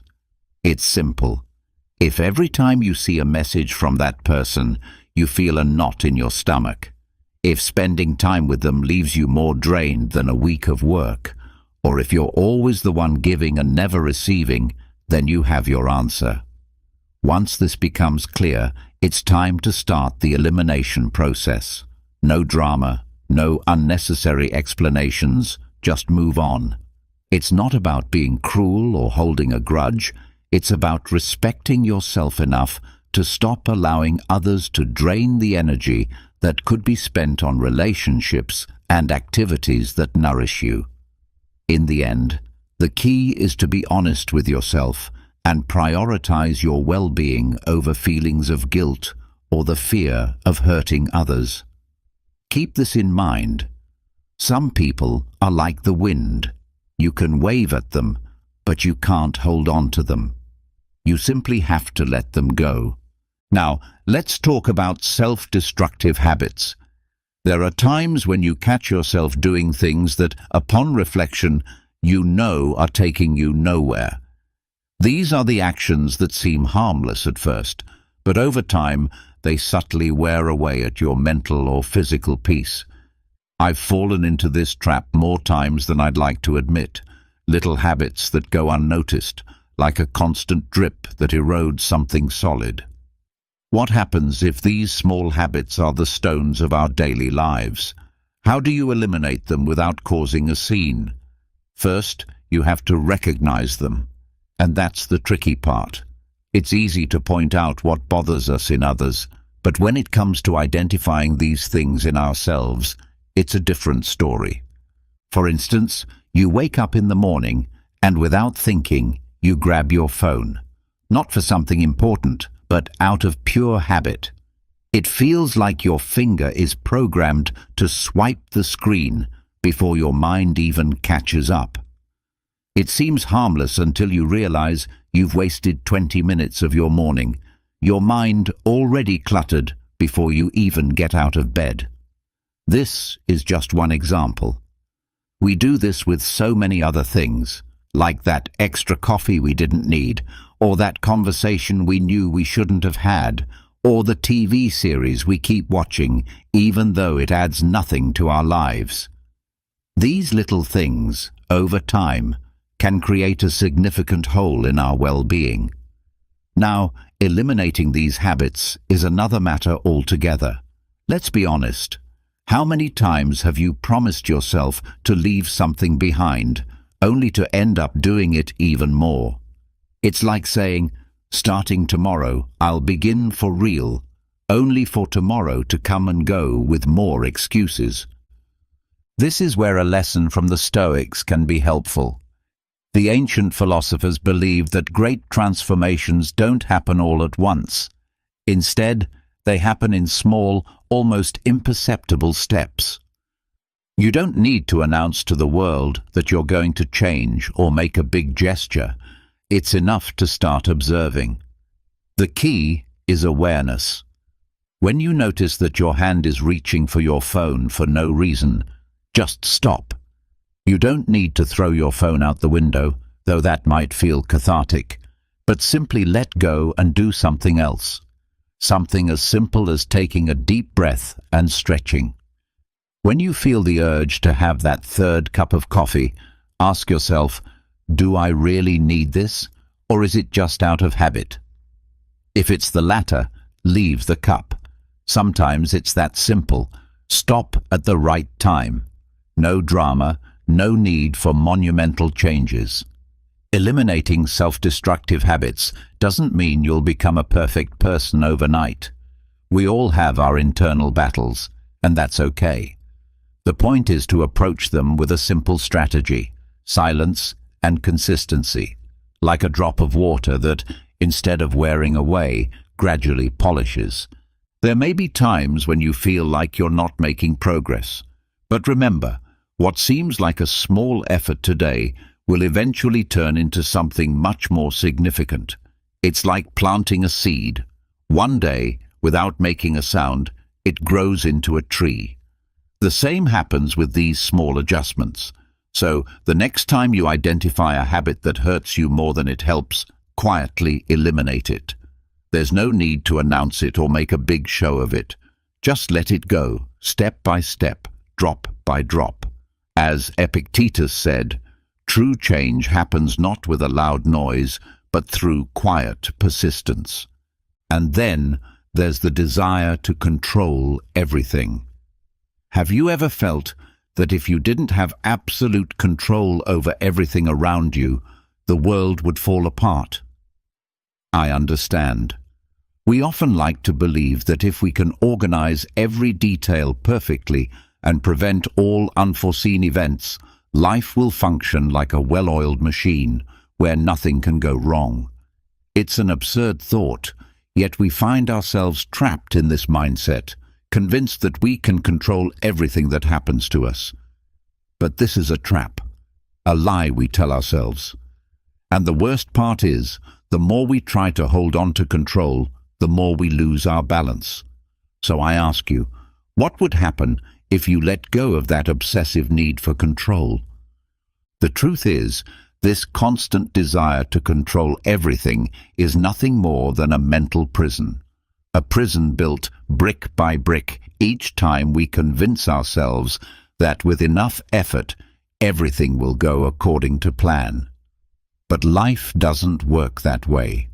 Stoic philosophy teaches us that the key is not to control what we cannot, but to let go of the unnecessary and focus on what really depends on us. Think about it. We try to control things like the weather, other people's opinions, their reactions, the results of our efforts, all things that are beyond our control. It's like trying to hold back the tide with our bare hands, a complete waste of energy, yet we do it constantly. And then, when things don't go as expected, we get frustrated and angry, as if some cosmic injustice has occurred. The irony is that most of the things we worry about never actually happen. I used to obsess over predicting everything that could go wrong in my life. If I had a meeting, I'd plan for every possible uncomfortable question.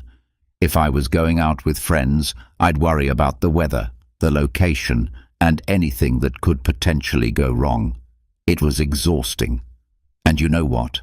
Most of the things I worried about never came to pass. I realized that this constant need to predict everything didn't give me more control. It only gave me more anxiety. So little by little I started learning to trust the process more. And what happened next?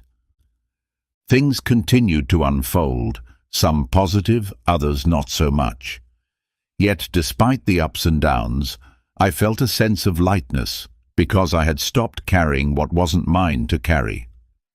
Trusting life doesn't mean being passive or irresponsible. It means accepting with maturity that some things are beyond our control and learning to be at peace with that. It's about letting go of the overwhelming need to control everything. I made room for the unexpected, for surprises, for things beyond my immediate reach.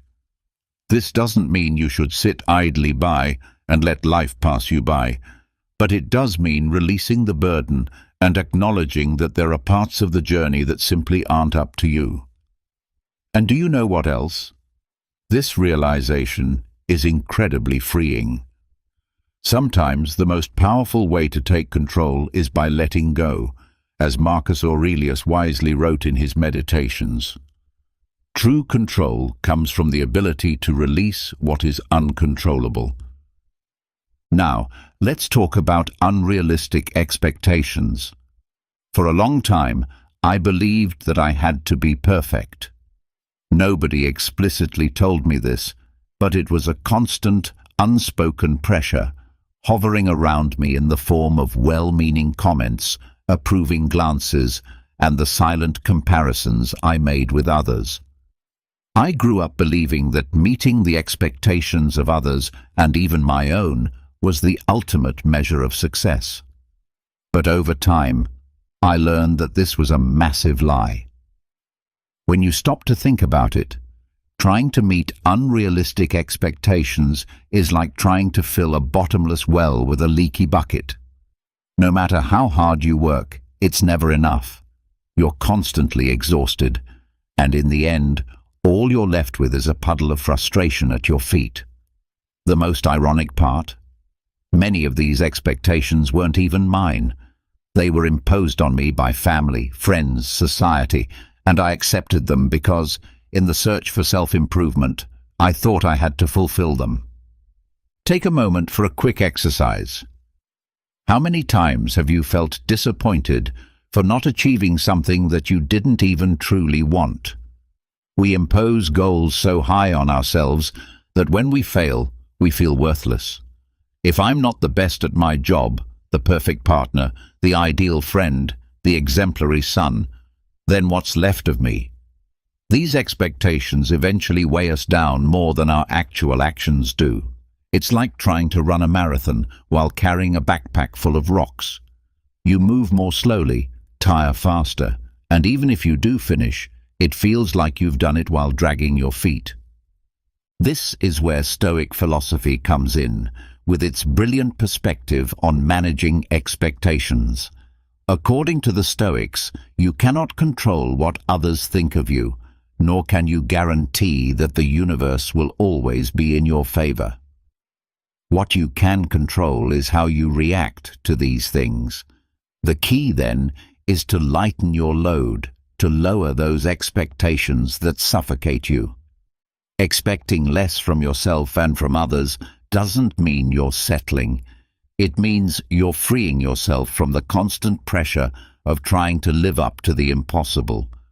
You're simply existing and moving forward. Of course, this process doesn't happen overnight. I'm not suggesting you toss all your expectations aside at once. Think of it like cleaning out a closet full of old clothes. First, take a look at what no longer fits or what you've never really liked, and get rid of it piece by piece. Sometimes you hesitate to let go of a t-shirt, thinking you might wear it one day, but deep down, you know you won't. With expectations, it's the same thing. Start by eliminating those that don't belong to you. Then review the ones you've set for yourself and ask, are these realistic? You don't have to keep every expectation. One way to help reduce expectations without creating drama is by changing the way you talk to yourself. Instead of saying, I need to do everything perfectly, try saying, I will do the best I can with what I have right now. It seems simple, but it's incredibly liberating.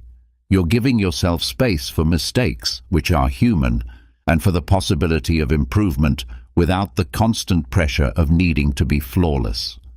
Another trick is to avoid telling everyone about your plans. The less noise you make, the fewer expectations others will have about what you should achieve. After all, external expectations are just that, external. You can silently eliminate what no longer serves you, and you'll begin to notice that things start to flow in a more natural, effortless way. Letting go of expectations isn't about giving up, it's an act of wisdom. Instead of focusing on what you should do or be, focus on what you truly want and what is under your control. Less expectation equals more freedom. Keep this in mind. The less you wait for, the lighter you'll become. Now consider the need to always be right. There's a nearly obsessive need to always be sure that you're the one with the right answer.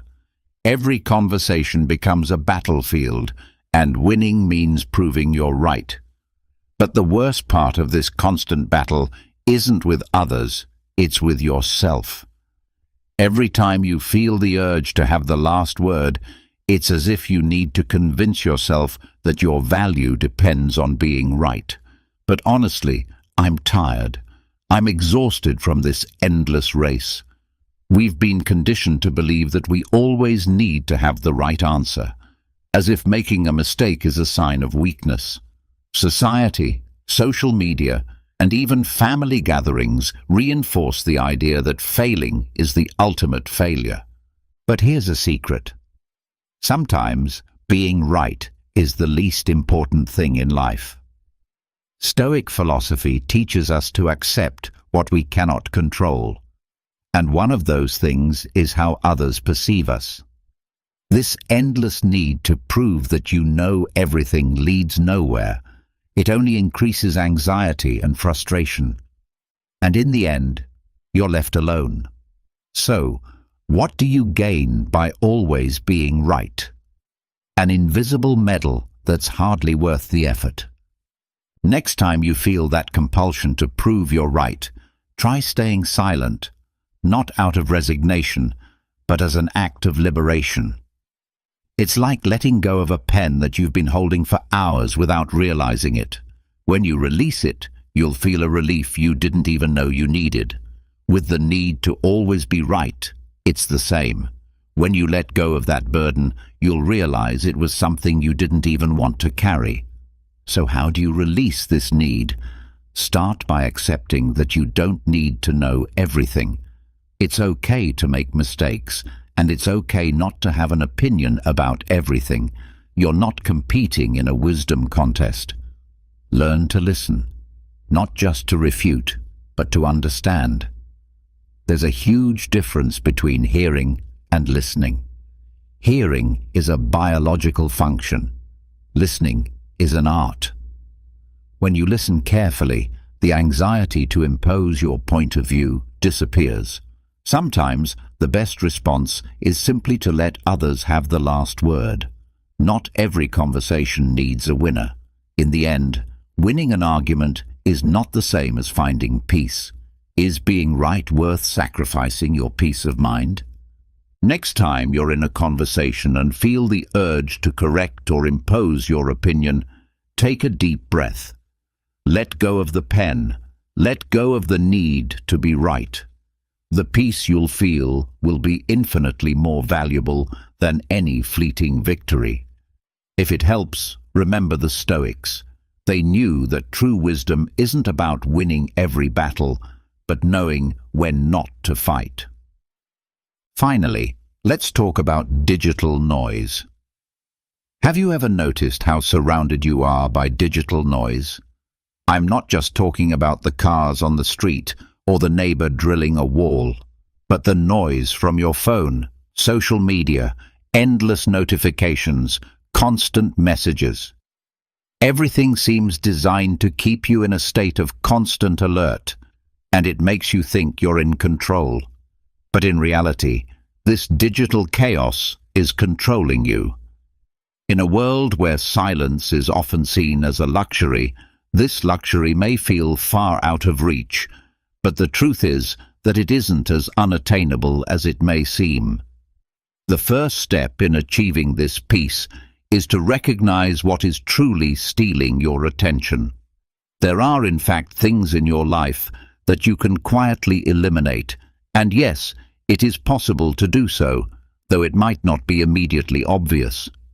Let's be honest. Digital chaos doesn't disappear simply by closing an app. That would be like trying to put out a fire with a glass of water. Instead, what you need is a more radical approach, much like the Stoics, who understood that inner peace was the most important thing to attain. They didn't achieve peace by being swept away by external distractions. So, what should you silently eliminate from your life? Let's explore. First, social media. I know, it sounds cliché, but believe me, the more accounts you follow, the more noise you're inviting into your life.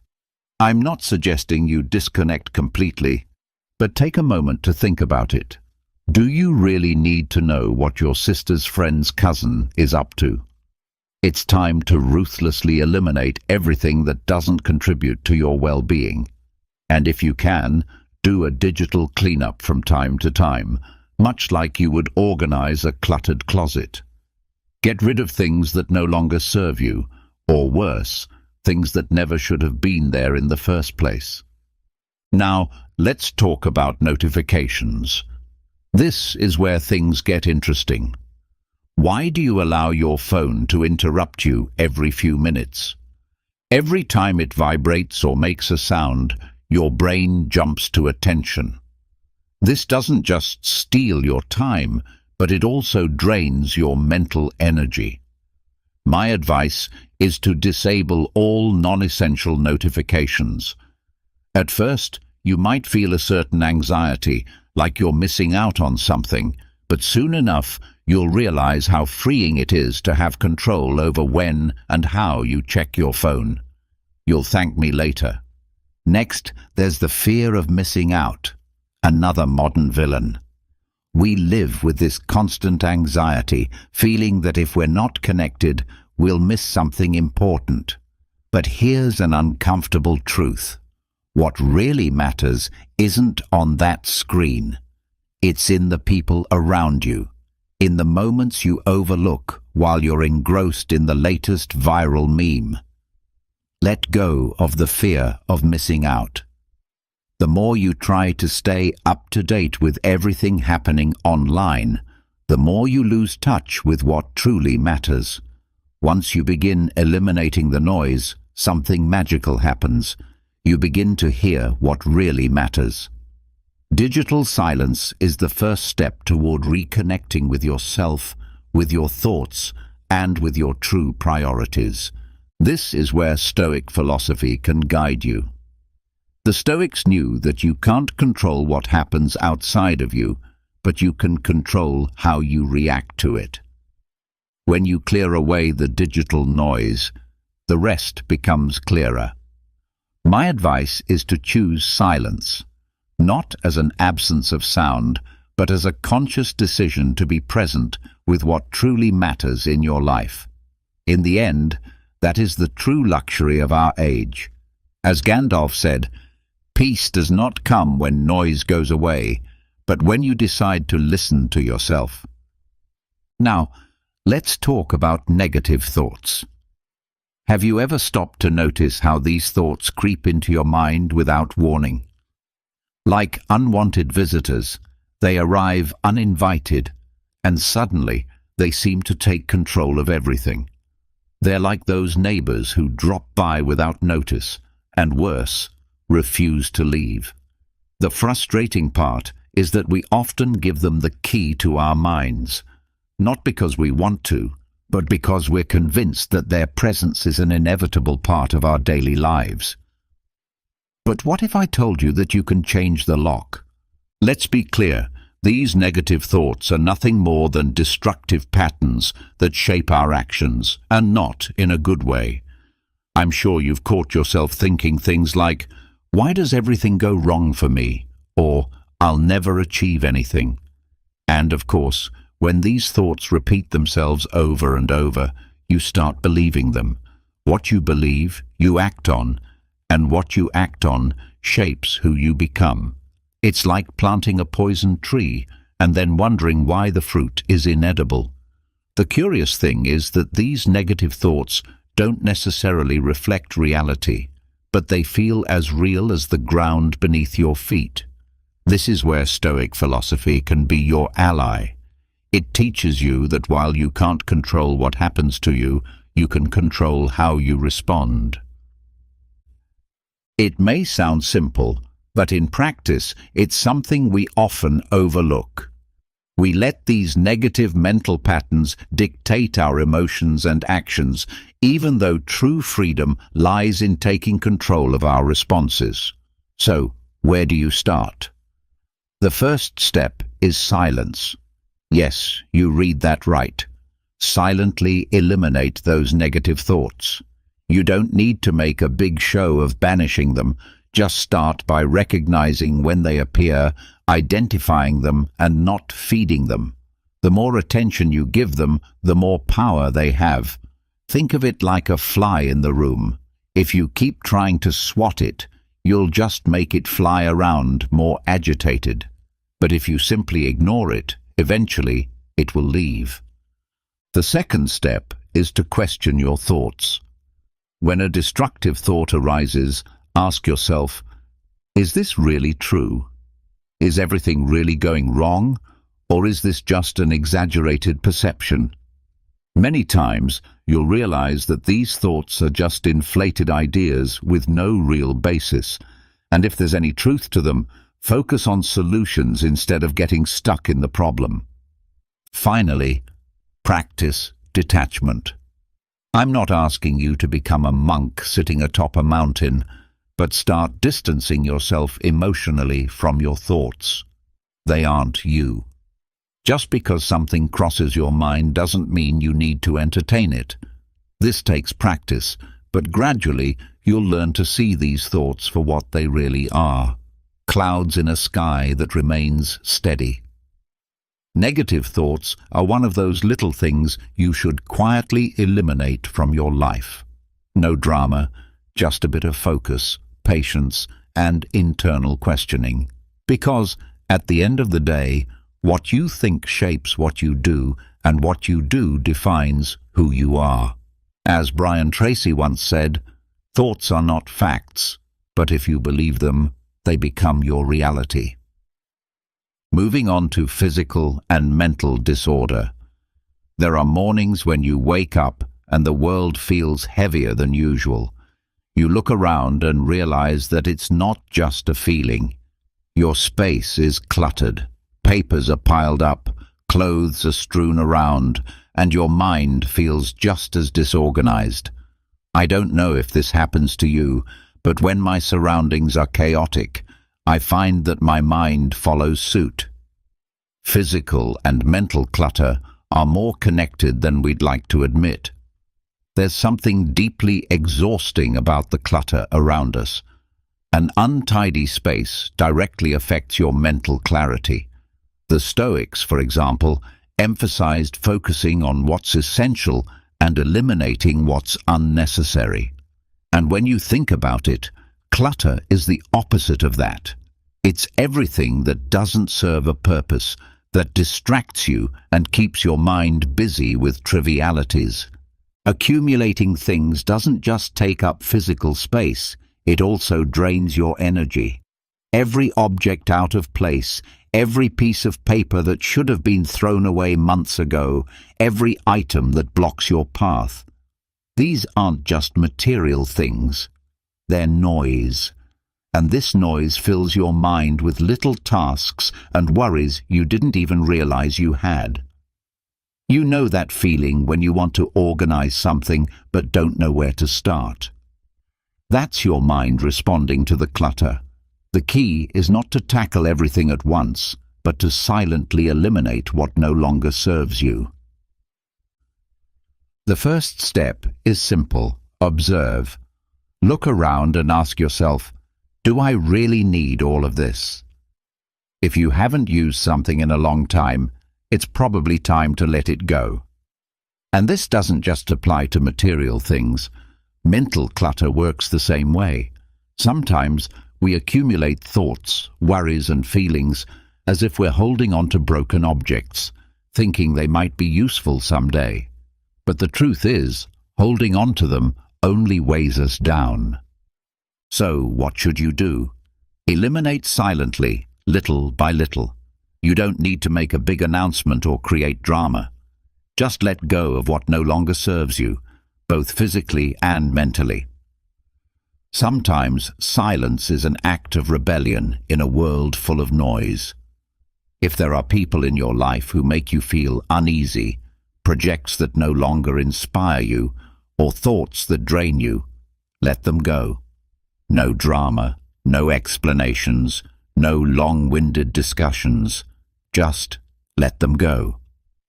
Remember, often the order in your external world reflects the clarity in your inner world. If you start bringing clarity into your space, you'll find that it will gradually reach your mind too. It's not magic, it's a process. It's like cleaning out a drawer and suddenly feeling lighter. In the end, each thing you organize or let go of is one less worry. Every item you release is a step toward a clearer, more peaceful state of mind. The Stoics didn't complicate their lives with unnecessary things. They understood that the key to peace was focusing on what truly matters and allowing the rest to pass by without giving it undue attention. Living in a world filled with both physical and mental clutter is like wandering through a maze with no way out. But when you begin to clear away what isn't necessary, you soon realize that the way forward has always been there. It was just hidden behind the excess. If you seek peace of mind, the first step is to begin organizing your surroundings. Do so without rushing, without making noise, but consistently. Your mind will thank you for it. As Nelson Mandela once said, "When the noise is silent, the essential is made clearer." Now, let's talk about unnecessary comparisons. It's a habit we all fall into, whether we admit it or not. But ask yourself, does it really help you? It's like competing in a race that others don't even know exists, and the worst part is that they probably don't care. Meanwhile, you're obsessing over every step, every misstep, and every ounce of progress, comparing your journey to everyone else's, when that's not even the race you're supposed to be running. Comparing yourself to others is like trying to win a singing competition with someone else's voice. It doesn't make sense. You have your own rhythm, your own melody, yet you insist on following someone else's score. The problem with this habit is that it slowly undermines your self-esteem. You might wake up one day and feel like you're not enough, like you're not fast enough, not skilled enough, all because you spent too much time looking around and not enough time focusing on your own path. The truth is that life is not a race, it's more like a boat journey. You choose your route, your stops, your pace. But if you're too focused on the boats passing by, you risk losing control of your own direction. What's even more absurd is that while you're watching someone else's boat, they're probably watching yours too. That's how pointless comparison can be. Everyone is looking at others, but no one is enjoying their own journey. It's time to quietly eliminate this habit of comparing yourself. Just like getting rid of an old t-shirt no one needs to know about, this is something you can do without making a big show of it. But the difference it will make in your life will be profound. Comparing yourself to others is not only unhelpful, it's a betrayal of your true self. It tells your inner being that you're not enough on your own and that you need to be someone else to be worthwhile. But think about it. This mindset doesn't make sense. The Stoics taught that the only valid comparison is with who you were yesterday. So, what can you do when the urge to compare arises? First, don't try to silence that inner voice. Instead, listen to what it's saying, but question its logic. Ask yourself, why am I comparing myself to this person? What makes me feel inferior? Reflect on your own achievements and progress. We often forget how far we've come because we're too focused on looking at where others are. Another helpful practice is gratitude. I know it might sound cliché, but it's incredibly powerful. Focus on what you have, on what you've already achieved.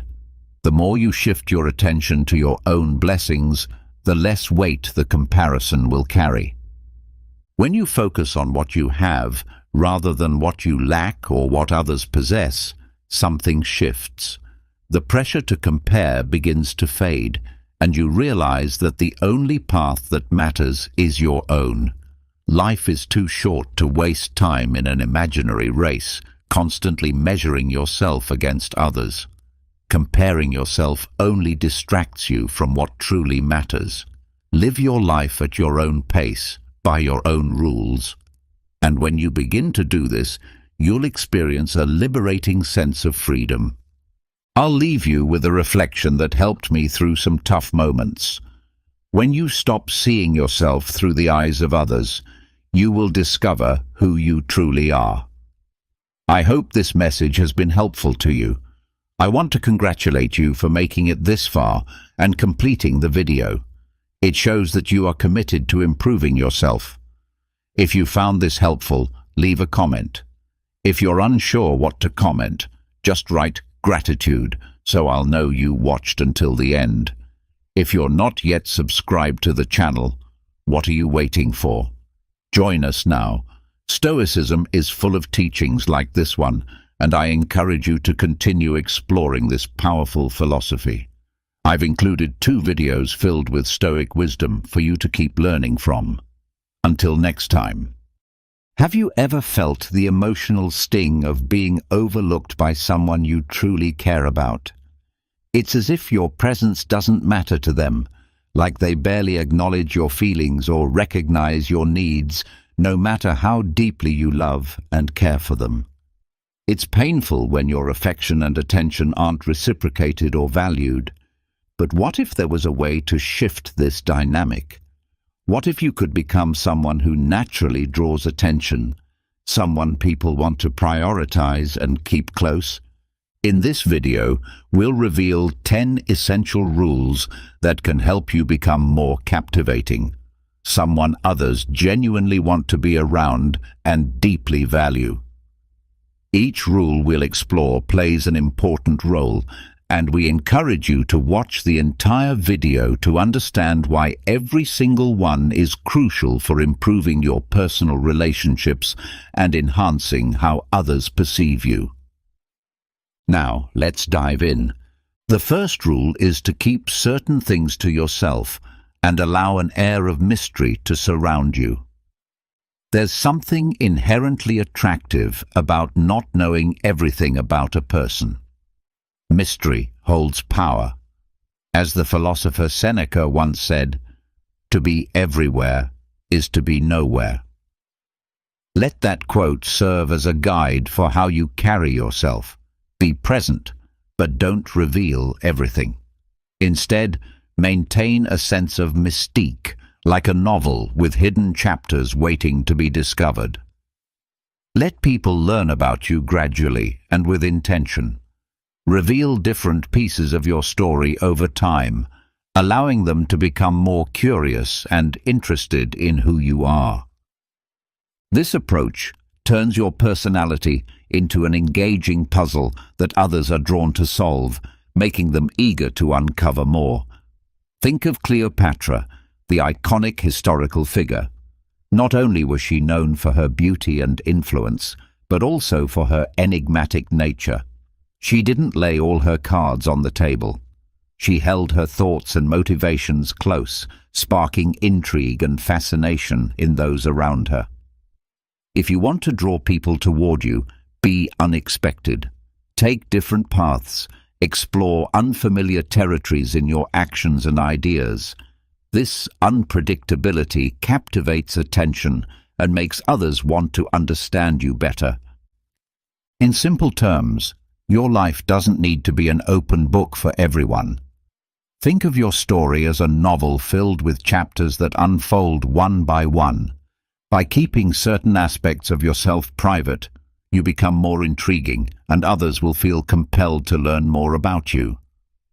The second rule is to create a subtle fear in others of losing you.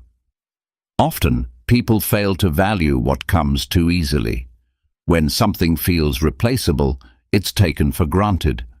But when there's a risk of losing it, people pay attention.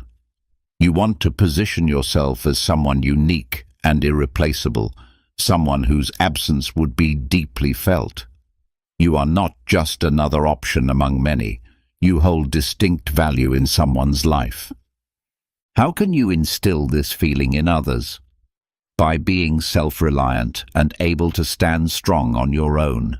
Let your life be full, engaging, and rich, even when you're by yourself. Show that you don't need constant attention or validation. Your independence makes others see your presence in their life as a privilege, not a given. They'll want to be part of your world, not because you're desperate for their presence, but because they recognize the value and uniqueness you bring. This mindset aligns with certain philosophical teachings that emphasize mental self-mastery, understanding that while you can't always control external events, you can control how you think and respond. That inner strength builds confidence. Your real power comes from living with purpose and self-sufficiency. When you cultivate this, people around you will view you as someone important, not just another voice begging to be heard, but someone they want to keep close and impress. You won't need to chase after their attention or plead to be noticed. Instead, they'll naturally begin to pursue your presence, recognizing your worth. Let them feel a little uneasy at the thought of losing you. Encourage them, without saying a word, to actively seek a place in your life. You're not there to beg for inclusion. You are the invitation. Let's take a moment to reflect on how Steve Jobs and Steve Wozniak worked together during the early days of Apple as a powerful example. Wozniak, often affectionately referred to as Woz, possessed incredible engineering skills and played a major role in building the first Apple computers. His technical brilliance and innovative thinking were crucial to Apple's early success. Jobs clearly recognized the unique talent Wozniak brought to the table and understood just how essential his contribution was to their shared vision. Jobs didn't merely collaborate with Wozniak. He supported him, celebrated his work, and made sure others saw his importance too. In their partnership, Wozniak wasn't just another teammate. He was a foundational piece of the puzzle. If Wozniak hadn't been part of the team, it would have caused serious setbacks for Jobs and Apple as a whole. This story highlights how critical it is to acknowledge and value the specific strengths each person brings to a relationship or group project.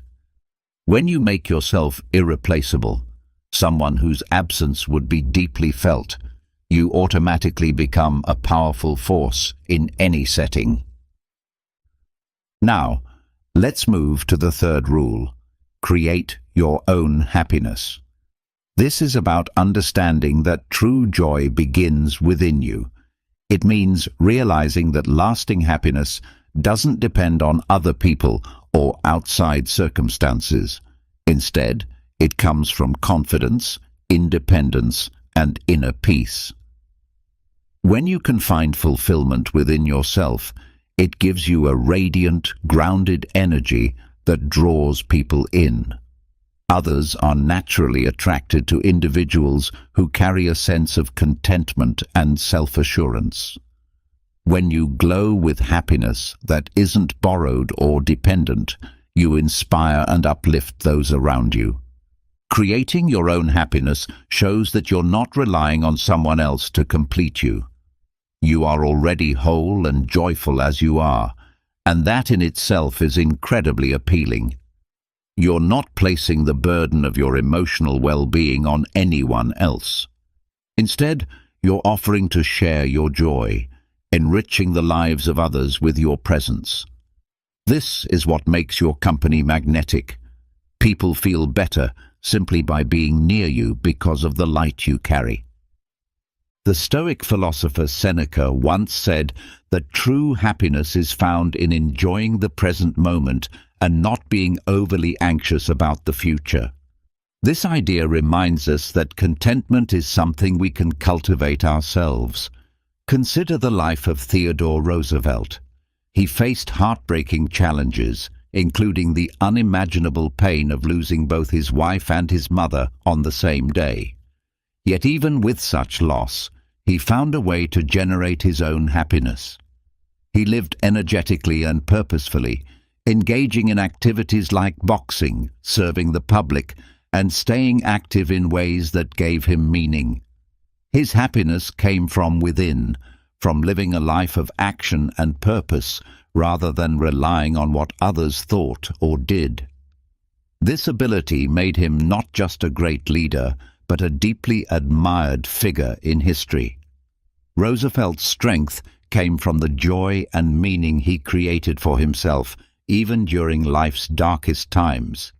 Next, we turn to the fourth rule: make yourself valuable and encourage others to invest in you.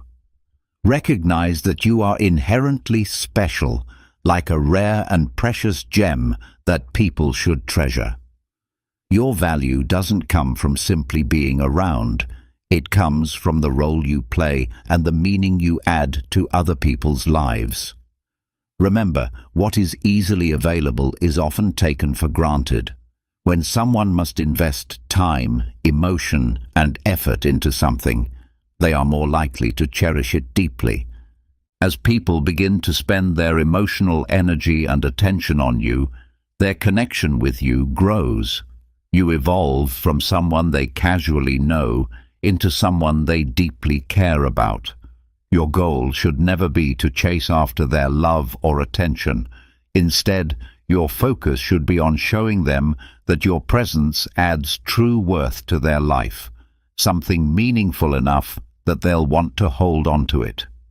Let people choose to invest in you willingly. When they do, your role in their life transforms from something optional to something essential. They won't want to lose you because your presence has become tied to their own sense of value and connection. Seneca wisely said that just like a gemstone must be polished to shine, a person becomes better by enduring and learning through challenges. This teaches us that your worth isn't simply in existing, it's in growing, refining, and being someone worth working for and with.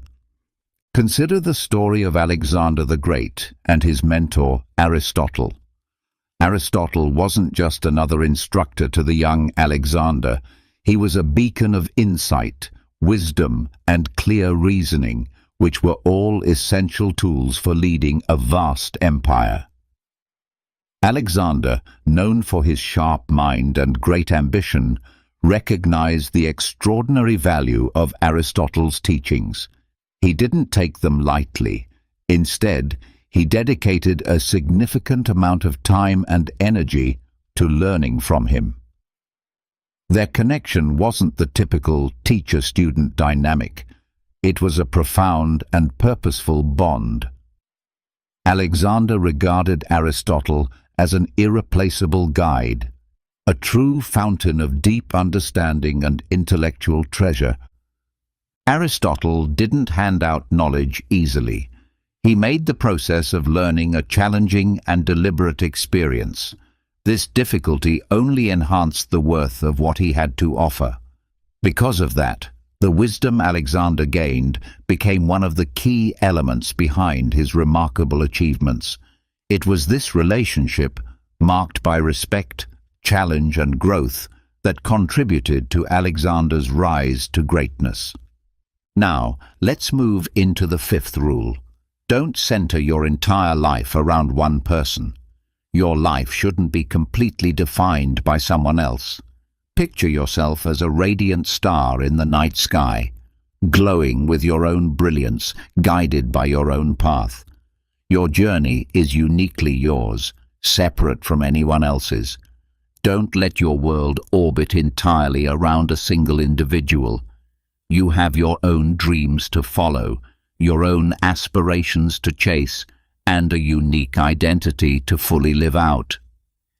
This mindset not only preserves your individuality, but also adds a sense of intrigue and vitality to your life. It keeps others naturally interested in you. Your independence and willingness to explore life on your own terms make any relationship more exciting. It's about complementing each other, not completing each other, making one another's lives better while maintaining who you truly are. When you don't place someone else at the very center of your world, you become even more attractive in their eyes.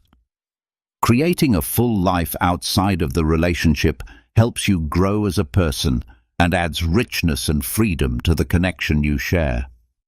Reflect on the words of Marcus Aurelius, the wise emperor and Stoic philosopher, who once said, "If you are at peace with yourself, you are in harmony with the universe."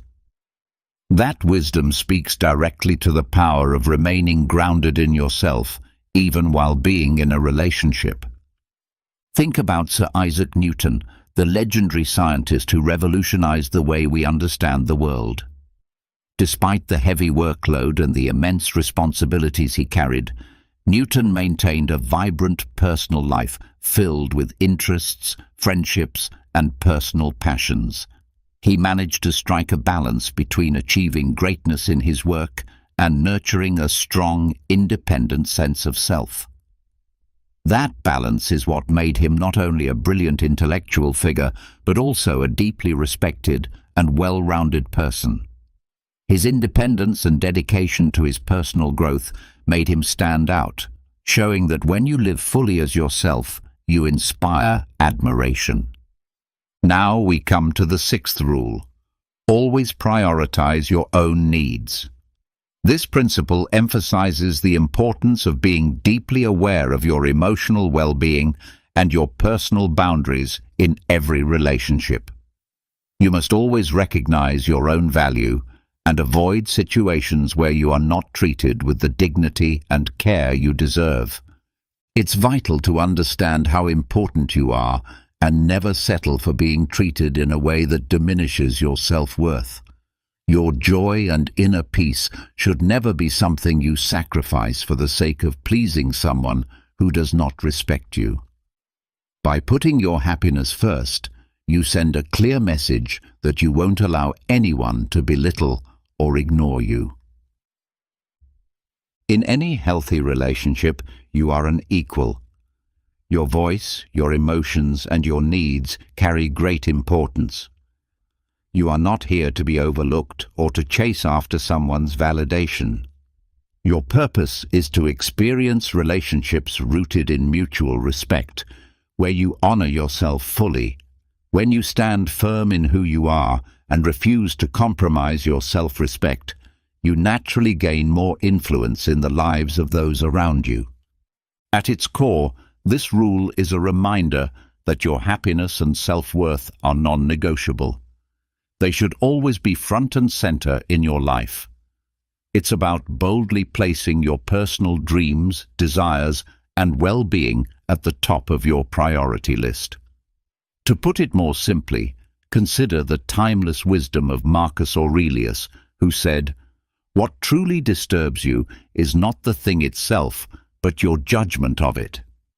This quote ties directly into the message behind rule number 6 because it highlights how important our mindset is when dealing with situations, especially within relationships. It's about how you process and respond to what happens to you rather than the events alone. Think about the story of Lucius Quinctius Cincinnatus, a respected Roman figure known not just for his exceptional skill in both military and political leadership, but also for his unwavering commitment to personal values and dignity. Even when people urged him to take actions that would bring him more power or influence, he stayed rooted in what he believed to be right. When his leadership wasn't required, he humbly returned to his modest farm life instead of getting swept up in the glamour and control that came with politics. He chose to distance himself from those who didn't honor or share his principles. Cincinnatus's story is a strong reminder of how vital it is to honor your own values and put your needs first. His life is a powerful example of how self-respect and personal well-being are essential not just in relationships, but in every part of life. Moving on to rule number 7. Don't make yourself constantly available and waiting. The most valuable and rare things in life are not always within reach, and your time and presence should be treated the same way. Recognize that your time holds worth, and you shouldn't offer it up freely to anyone just because they ask. Prioritize your own life first. Visualize a life where you're not simply sitting by, waiting for others. It's a life where your days aren't controlled by someone else's desires or schedule. You have your own journey to take, your own passions to follow, and those who are part of your life should see it as a privilege. It's essential to find a healthy balance and not live in a way that you're always ready to drop everything for someone else. By showing that your time and energy are meaningful, you naturally become more appealing. People are drawn to others who are engaged in their own lives and pursuits. When you're not constantly available, it creates mystery and curiosity. They begin to wonder what you're doing, what inspires you, and that curiosity deepens their interest in you. Being available at all times can send the message that you're always an option, always within reach. But the truth is, you are not just anyone. You are someone of value. This isn't about manipulating people or playing emotional games. It's about owning the fact that you have a life full of excitement, goals, and passion, with or without anyone else's involvement. When you stop putting yourself on standby, people begin to treasure the moments they do get to spend with you. Resist the habit of being constantly accessible. Think back to what Seneca, another great Stoic thinker, once said. We often fear things needlessly, and most of our suffering comes from what we imagine, not what actually happens. This reinforces the idea that your time and thoughts deserve just as much protection as your emotions. You don't need to be constantly available out of fear of missing out, or fear of being forgotten. Now, take a look at Ada Lovelace, a brilliant and innovative woman in history. She was a mathematician and a writer, best known as one of the earliest pioneers in computer programming. She lived during a time when society had strict expectations for women, expecting them to play small roles and always be accessible to others. But Ada didn't conform to those expectations. Instead, she poured her energy into her intellectual pursuits, exploring complex mathematical ideas and collaborating with other great minds like Charles Babbage. Her fierce dedication to her own work and the decision not to make herself constantly available made her all the more captivating. Ada's story reveals the strength that comes with being self-directed. She didn't wait for permission or validation from others. She created her own legacy. Her deep passion and focus drew others to her, showing that standing in your own power is not just admirable, it's magnetic. Now we arrive at rule number 8. Don't always be the one who initiates the conversation. This principle is about achieving a balanced way of communicating in any kind of relationship.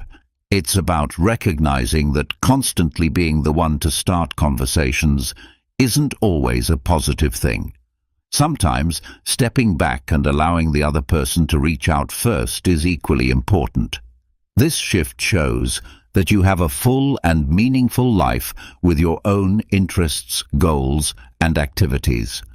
It also helps reveal whether the other person truly values your presence and wants to stay connected. When you're always initiating, it can unintentionally signal that you're overly available or too eager.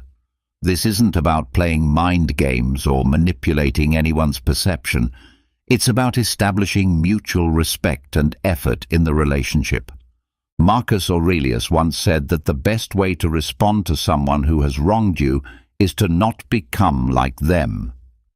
In the context of communication, this means choosing not to mimic unhealthy patterns or behaviors that can create emotional imbalance. It encourages you to maintain your dignity, especially when you feel overlooked or underappreciated. This rule reminds you that your self-respect is essential and that constantly chasing after someone for their attention or approval can diminish your value. Instead, you should stand firm in who you are and let others show whether they genuinely want to be part of your life. Don't become too emotionally attached. This rule is about maintaining emotional equilibrium while you develop a meaningful place in someone's life. It's a reminder that while emotional connection is important, letting your emotions take full control can be harmful, especially if your needs are being neglected or if your feelings aren't reciprocated with respect. The key is to find a healthy balance between expressing your emotions and staying composed. Although emotions are a natural and vital part of human experience, displaying them too intensely or too frequently can sometimes cause you to appear less self-contained and even less respected. Seneca offers timeless advice here. The best way to handle anger is to wait. This quote captures the heart of this rule. It emphasizes the importance of patience and restraint. When you take time to cool down and think clearly before reacting, you not only gain more control over your emotional life, but also preserve your strength and value in the relationship. Emotional intelligence means recognizing your feelings without being ruled by them. It allows you to stay grounded and maintain a sense of clarity in how you relate to others. Be willing to walk away from any relationship that doesn't honor or value you. This rule is rooted in self-worth and personal boundaries. It's about understanding what you deserve and refusing to stay in situations where you are disrespected or treated unfairly. You must set clear expectations for how you wish to be treated, and when those boundaries are repeatedly violated, you need to have the courage to leave, even if your feelings for the person are strong. Choosing to walk away isn't cruel. It's an act of self-care. It reflects a deep respect for yourself and your emotional well-being. It sends a powerful message. You are not willing to stay where you are not treated right. This decision can sometimes wake the other person up to the seriousness of the situation and show them that if they truly want you in their life, they need to step up and treat you with the respect you deserve. Your goal in relationships isn't to cling to people or situations that drain you or make you feel less than. Instead, it's to build connections where mutual respect, appreciation, and love thrive. Sometimes that means walking away when necessary. Marcus Aurelius wisely said, "You have control over your mind, not external circumstances." When you embrace this truth, you discover a deep reservoir of inner strength. Even if things around you are difficult or disappointing, your inner power remains intact. That's where real strength and peace come from. We've now explored 10 powerful ways to become truly unforgettable to others. These ideas include preserving a sense of mystery, not making yourself too available, allowing others to invest in the relationship, and always prioritizing your own needs and happiness.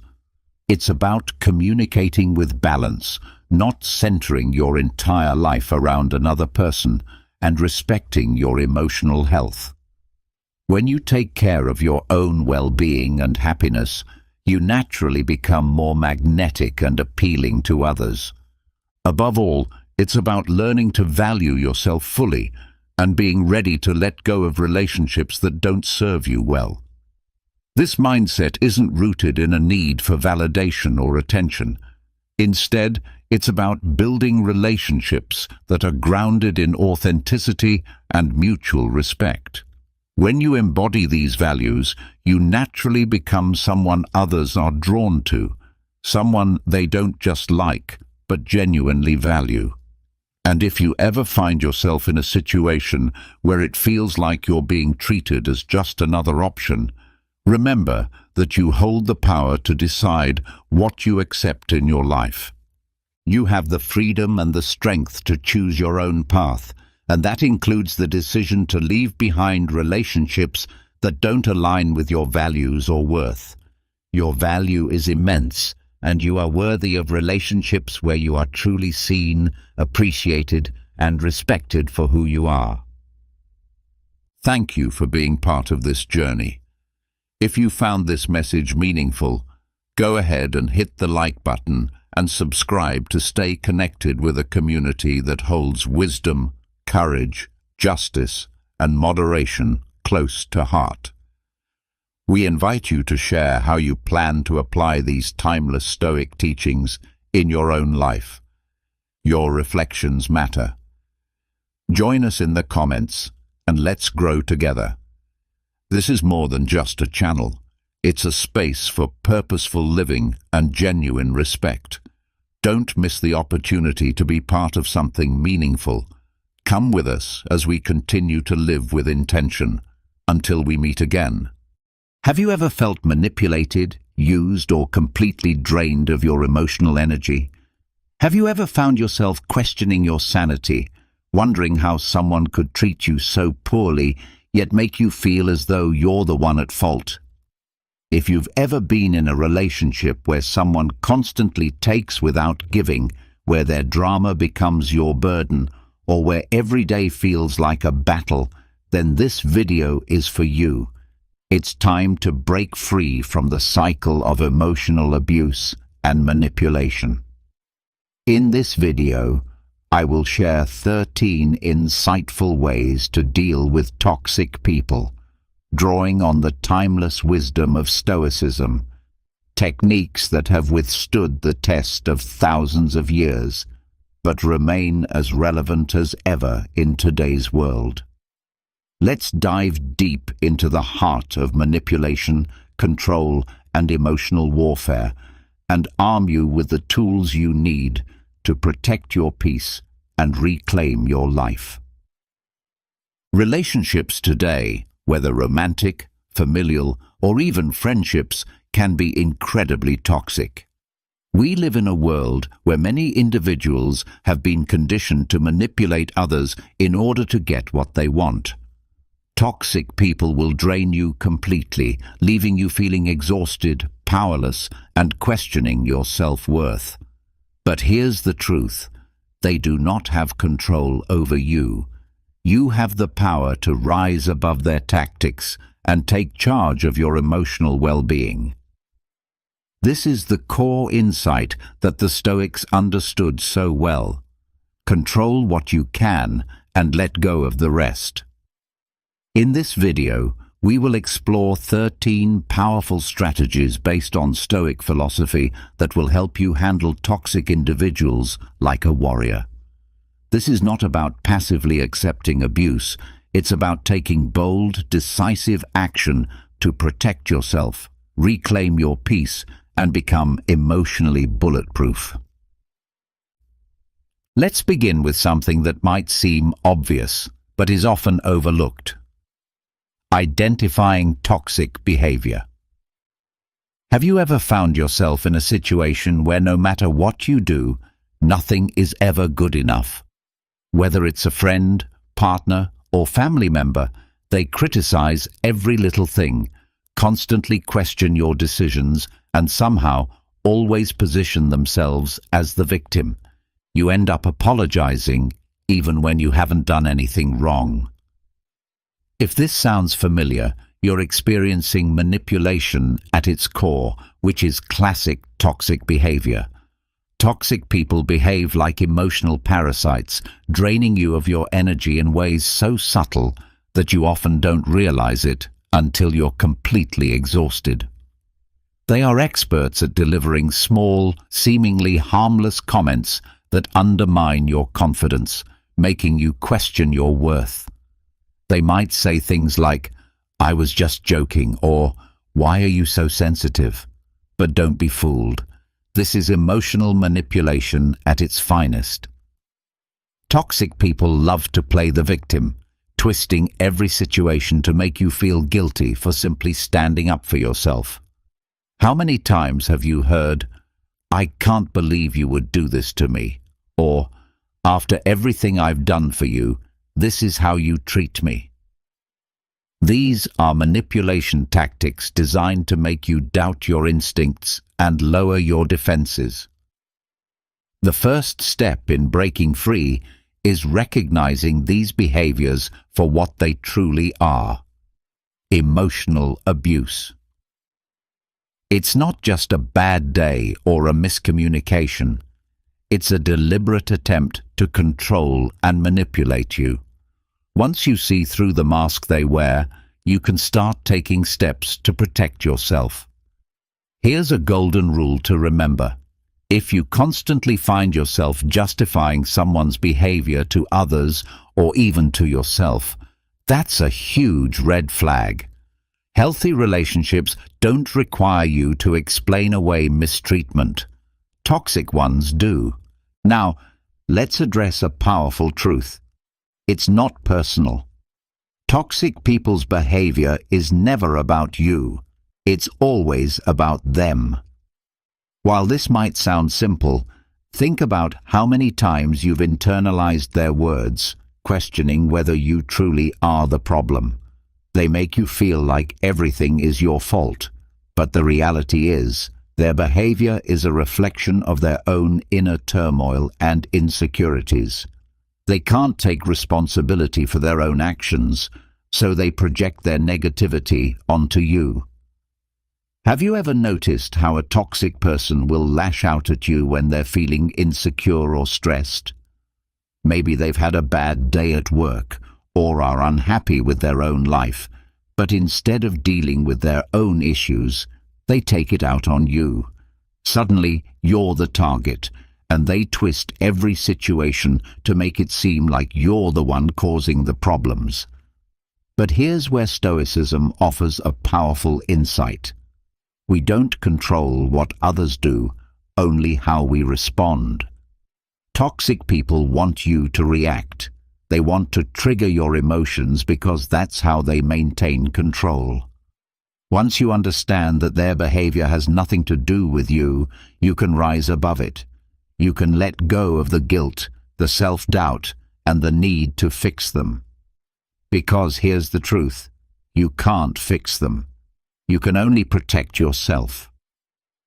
When they try to drag you into their emotional mess, remind yourself, it's not about me. You are not their therapist, their emotional punching bag, or their scapegoat. Their issues are their responsibility, not yours. Now that you've recognized toxic behavior and understood that it's not about you, it's time to set clear boundaries. And when I say boundaries, I don't mean vague, wishy-washy lines in the sand. I mean firm, non-negotiable rules that protect your peace and well-being. The thing is, toxic people hate boundaries because they limit their control over you. Let me let you in on a little secret. The reason toxic people push your limits is that they're testing you. They want to see how much they can get away with.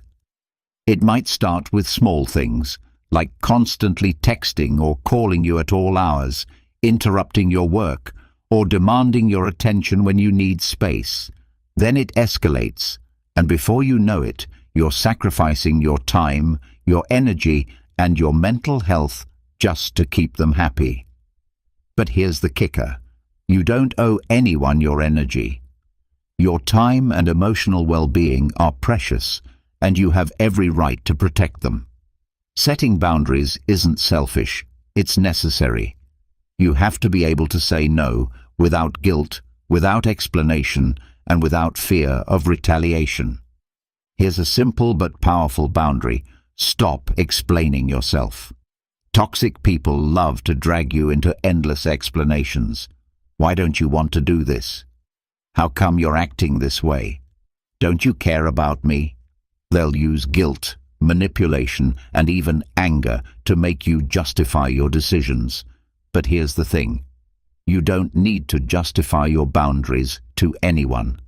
Next time they try to cross a line, simply say, "This is what I need," or "I'm not available for that," and then end the conversation. The more you stand firm in your boundaries, the more they'll realize they can't manipulate you. Eventually, they'll either adjust their behavior or move on to someone else who will tolerate their nonsense. The next powerful strategy is mastering the art of non-reaction. Toxic people thrive on your reactions. They push your buttons to get a rise out of you, because let's face it, they live for the drama. Every time you react with anger, frustration, or even sadness, you're giving them exactly what they want: power over your emotions. But here's the truth. You have the power to stop them dead in their tracks. Stoicism teaches us that while we can't control other people's actions, we can control how we respond. Imagine you're in the middle of an argument with a toxic person. They're throwing accusations, insults, and blame your way, hoping to provoke a reaction. What if, instead of engaging, you stayed completely calm? What if you simply didn't react at all? This might sound crazy, but I promise it's one of the most powerful moves you can make. When you stop reacting to their nonsense, you strip them of their power. They can't control you if you refuse to play their game. I know it's difficult, especially when they're pushing every button, but non-reaction is like building an emotional shield around yourself. The more you practice it, the less their words and actions will affect you. When someone tries to provoke you, pause, take a deep breath, and instead of reacting immediately, think to yourself, "I don't need to engage in this." Then say something neutral, like, "I hear what you're saying," or "I'll think about it," and walk away from the conversation. You don't owe them an emotional response, and you certainly don't owe them your peace of mind. Let's dive into one of the most effective techniques for dealing with toxic individuals who thrive on drama: the gray rock method. This strategy can truly change the game when you're dealing with someone who feeds on chaos and conflict. Toxic people crave your attention, your emotional energy, and most of all, your reactions. So, how do you deal with them? by becoming as boring and unremarkable as possible, like a grey rock. Picture this. Every time this person tries to stir up drama or provoke you, you respond with the most dull, neutral response imaginable. They're expecting you to react emotionally, whether it's by exploding, crying, or getting into a heated argument, but instead you stay calm, indifferent, and completely uninterested in the turmoil they're trying to create. By doing this, you deny them the emotional fuel they need to keep the drama going. Why does this work? Because toxic people feed off your emotional responses. When you react emotionally, you give them the energy they crave. But when you become a grey rock, emotionless, detached, and unaffected by their antics, they lose interest. They thrive on drama, and without it, they are left with nothing. Over time, they may adjust their behavior because they're not getting the reactions they expect, or they may simply move on to someone else who will feed their need for chaos. Keep in mind, this isn't about being passive or letting them walk all over you. It's about protecting your peace. By refusing to engage in their game, you take back control, refusing to give them access to your emotions. That's the ultimate form of control. Try this next time someone tries to drag you into their toxic drama, and you'll be amazed at how quickly the dynamic shifts when you remain unreactive. Another powerful technique for dealing with toxic people is the broken record technique. Toxic individuals can be relentless. They don't take no for an answer and will keep pushing until you eventually give in. Does this sound familiar? Perhaps it's a friend who always expects you to drop everything to help them, or a partner who keeps asking for something you've already refused. These people can be like bulldozers, relentlessly pushing you until you cave in. This is where the broken record technique comes into play, and trust me, it's one of the most powerful tools you can use in these situations. Here's how it works. Instead of getting sucked into an argument or justifying your stance, you simply repeat your position over and over again, like a broken record. Imagine this scenario. Someone asks you to do something unreasonable, and instead of explaining, justifying, or debating, you calmly say, "I'm not comfortable with that." They'll push back, but you remain firm, repeating, "I'm not comfortable with that." No emotion, no defensiveness, just calm, steady repetition. Eventually, they'll realize they can't break through your wall, and they will either give up or reveal their true colors. This technique works especially well in close relationships where toxic individuals feel entitled to your time, energy, or resources. The beauty of the broken record technique is that it doesn't escalate the situation, but it firmly reinforces your boundaries. Toxic people thrive on wearing you down, but when you stand your ground with unwavering consistency, they lose their grip. Remember, your boundaries are non-negotiable, and you don't owe anyone an explanation for protecting your peace. One of the hardest truths you may need to accept when dealing with toxic people is that sometimes the best way to protect yourself is to limit your exposure to them. Some people are just bad for you, no matter how much you love them or how long you've known them. They bring nothing but negativity into your life, and the more time you spend with them, the more drained and unhappy you become. Toxic people can be emotional parasites. They feed off your energy, your kindness, and your attention. But here's an important truth to remember. You don't owe them anything, not your time, not your emotional energy, and definitely not your mental health. Sometimes the most powerful thing you can do is put some distance between you and them. I understand that cutting ties or distancing yourself can be tough, especially when the person is a family member, a longtime friend, or someone you deeply care about. But here's the uncomfortable reality. Your well-being must come first. If someone constantly makes you feel small, stressed, or emotionally exhausted, it's time to consider limiting your exposure to them. This doesn't mean you don't care about them. It simply means you care enough about yourself to protect your peace. Limiting exposure can take many forms. It might involve seeing them less often, keeping conversations brief, or steering clear of sensitive topics that trigger toxic behavior. If it's a coworker, it could mean limiting interactions to strictly professional matters. If it's a family member, it might mean setting firm boundaries around when and how you engage with them. You can still be polite and respectful while guarding your energy. Your mental health is priceless, and toxic people do not have the right to take that from you. Building a strong support system is another powerful way to deal with toxic people. One of the most insidious tactics toxic individuals use is isolation. They'll undermine your other relationships, either subtly or not so subtly, making you feel as if they're the only ones you can rely on. Over time, they chip away at your confidence, making you doubt your judgment and distancing you from the people who genuinely care about you.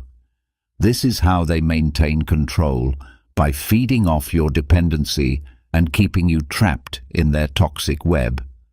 But here's a powerful truth. You don't have to go through this alone. Building a solid support system is one of the most effective ways to combat the influence of toxic people. Surround yourself with people who genuinely care about your well-being, who support your growth, and who respect your boundaries. Whether they're family, friends, or a community of like-minded individuals, having a network of people who support you will make a huge difference in how you handle toxic relationships. When you have people in your corner who uplift you, it becomes much harder for toxic individuals to tear you down. Your support system should consist of people who encourage you to be the best version of yourself, those who challenge you to grow in ways that feel empowering, not draining. These are the friends who call you out when you're slipping, but they do so with kindness, not judgment. They're the ones who respect your boundaries, support your decisions, and never make you feel guilty for choosing what's best for you. When you have a tribe of people who love and respect you, toxic people lose their power because they can no longer isolate you. Remember, the stronger your support system, the weaker the toxic person's grip on your life. Find your people, lean on them, and let their positivity reinforce your own strength. Self-care is a necessity when dealing with toxic people. Toxic individuals can be exhausting, whether through emotional manipulation, constant criticism, or relentless negativity. They have a way of draining you. That's why self-care isn't just a luxury, it's a vital tool for protecting yourself. Think of self-care as your emotional armor, shielding you from the corrosive effects of toxic relationships. Without it, you're vulnerable to burnout, resentment, and emotional exhaustion. So what does self-care look like when you're dealing with toxic people? It's more than just bubble baths and spa days, though those can certainly help. True self-care involves making decisions that protect your emotional, mental, and physical well-being. It's about knowing when to say no without feeling guilty, and creating space for yourself to recharge, reflect, and recalibrate. Most importantly, it's about recognizing that your needs are just as important, if not more important, than anyone else's. Toxic people will never prioritize your needs. They'll expect you to put them first, to sacrifice your time, energy, and well-being for their benefit. But here's the key. You don't have to do that. You have the right to put yourself first, to take care of your mental health, and to refuse to let their negativity drain you. Self-care might involve taking breaks from social interactions, practicing mindfulness or meditation, or engaging in activities that bring you joy and fulfillment. Self-care also means recognizing when you've reached your limit. If a toxic person is pushing you too far, it's okay to take a step back, create space, and focus on your healing. Stoicism teaches us the importance of maintaining inner peace, and self-care is the foundation of that peace. When you prioritize your well-being, toxic people lose their power over you because you no longer depend on their approval or validation. Dealing with toxic individuals can feel overwhelming, but one of the most crucial realizations you need to have is this: you cannot fix them. No matter how deeply you love them, how much effort you put into understanding their behavior, or how many sleepless nights you spend trying to help them, you are not responsible for their healing. Toxic people often remain trapped in cycles of manipulation, blame-shifting, and control because these patterns serve their own needs, whether it's emotional validation, power, or simply the ability to control others. The more you attempt to fix them, the more you become ensnared in their web. Think about times when you've tried helping someone, only to find that your efforts go unnoticed or unappreciated. Perhaps you've been in a relationship where no matter how much you gave, your partner constantly made you feel like it was never enough. This is how toxic people draw you into a cycle of guilt and obligation. You become fixated on trying to fix them, but they remain unchanged because deep down they don't want to change. Here's the harsh truth: you are not their savior. You cannot save someone who does not want to be saved. Stoicism teaches us an important lesson. We can only control ourselves, not others. When you stop trying to fix someone else and focus on improving your own boundaries and reactions, you unlock true freedom. You begin to reclaim the energy you've been wasting on someone who never appreciated it in the first place. The moment you realize that fixing toxic people is not your responsibility is the moment you break free from their manipulation. It's not your job to repair someone who refuses to heal, and you deserve relationships where your love and effort are valued and respected, not ones where your emotional labor goes unrecognized and unrewarded. The next mental shift comes with the concept of cognitive reframing. Toxic people have a remarkable ability to make you feel like the villain in their story. They twist facts, manipulate situations, and somehow make everything your fault. But here's the truth. It's not about you, it's about them. Stoicism teaches us that while we can't control what others do, we can control how we perceive the world. This is where cognitive reframing becomes a powerful tool. For example, if you find yourself in an argument with someone who constantly criticizes you, instead of internalizing their words and allowing them to affect your self-worth, try reframing the situation. Their criticism is not a reflection of who you are, but of their own insecurities. By shifting your perspective, you disarm their ability to hurt you emotionally. You start to see their toxic behavior for what it truly is, a projection of their own fears and inadequacies. Think about how often toxic individuals gaslight you, making you question your own reality or sanity. Cognitive reframing gives you the power to step back and remind yourself that this isn't about you. It's their issue, not yours. By mentally reframing their actions as a reflection of their struggles, you begin to protect your emotional strength and detach from their toxicity. The next strategy is one that may sound counterintuitive at first. Practice forgiveness, but not for their sake. Do it for your own peace. Forgiveness isn't about excusing their behavior or pretending nothing happened.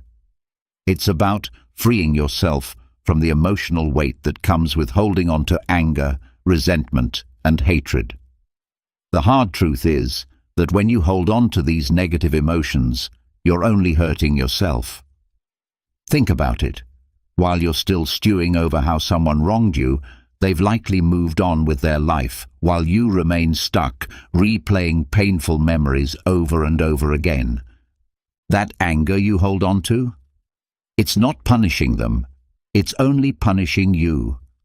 This is where Stoicism offers a powerful perspective. Marcus Aurelius taught us that we should forgive not for the sake of others, but for our own peace of mind. Forgiving doesn't mean forgetting or excusing. It means releasing the emotional grip they have on you. When you forgive, you stop letting their actions define your mood, happiness, or life. Forgiveness becomes a way to reclaim your power.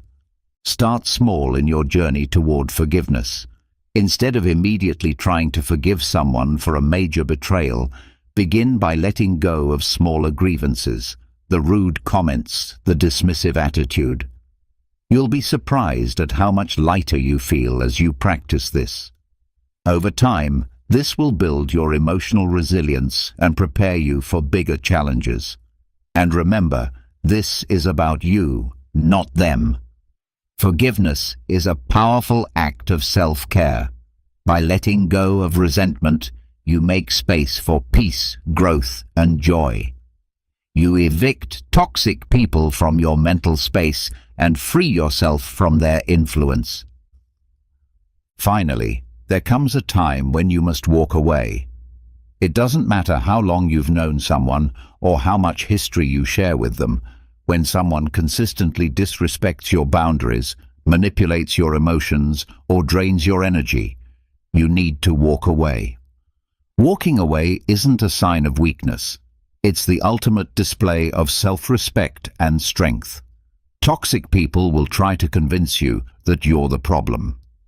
They'll make you feel guilty for leaving or claim that you didn't fight hard enough to save the relationship. But don't fall for their manipulation. The truth is that you've already given enough of yourself. You've invested enough energy trying to save a relationship that continues to drain you. Now, it's time to prioritize yourself. Imagine being in a toxic romantic relationship where your partner constantly undermines you, insults you, or makes you feel like you're walking on eggshells. No matter how much you love them or how hard you try, nothing will change. The healthiest choice is to walk away. It's not easy. There will be guilt, sadness, and fear of the unknown, but your mental and emotional health are far too important to sacrifice. Walking away is about reclaiming your life. It's about refusing to let toxic people continue to hold power over you.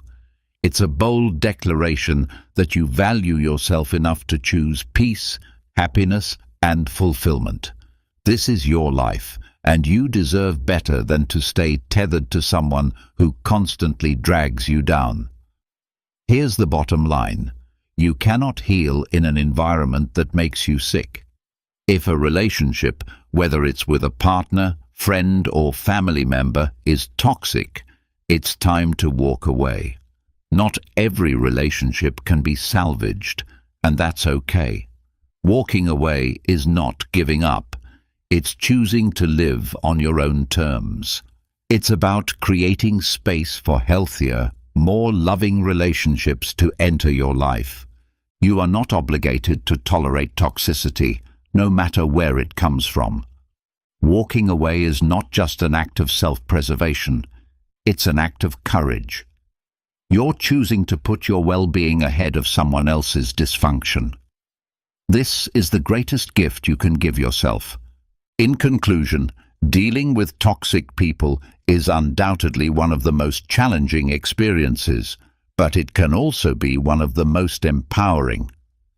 By applying these Stoic-inspired strategies, identifying toxic behavior, setting boundaries, mastering non-reaction, practicing forgiveness, and ultimately walking away, you can regain control of your emotional and mental health. Remember, you are not responsible for fixing toxic people, and you don't owe them your peace or your energy. You are responsible for yourself, and that is your greatest power. These principles will not only protect you from toxic people, but also help you grow into the best, strongest version of yourself. You deserve relationships that nurture you, not ones that drain you. With these strategies, peace is something you can achieve, no matter how toxic the people around you may be. If this video resonated with you and you found these insights valuable, I encourage you to subscribe to the channel for more content like this. I am dedicated to helping people break free from toxic relationships and live healthier, happier lives. And if you're in a position to support the channel further, consider joining our channel memberships. Every membership helps us continue to create content that empowers people like you to take control of their lives and find peace in a world full of chaos. Whether you subscribe or join the membership, both are incredible ways to support the channel and make these life-changing messages accessible to as many people as possible. Let's build a community of emotional warriors who refuse to be controlled by toxic people. You deserve peace, and together we can create it. Thank you for watching.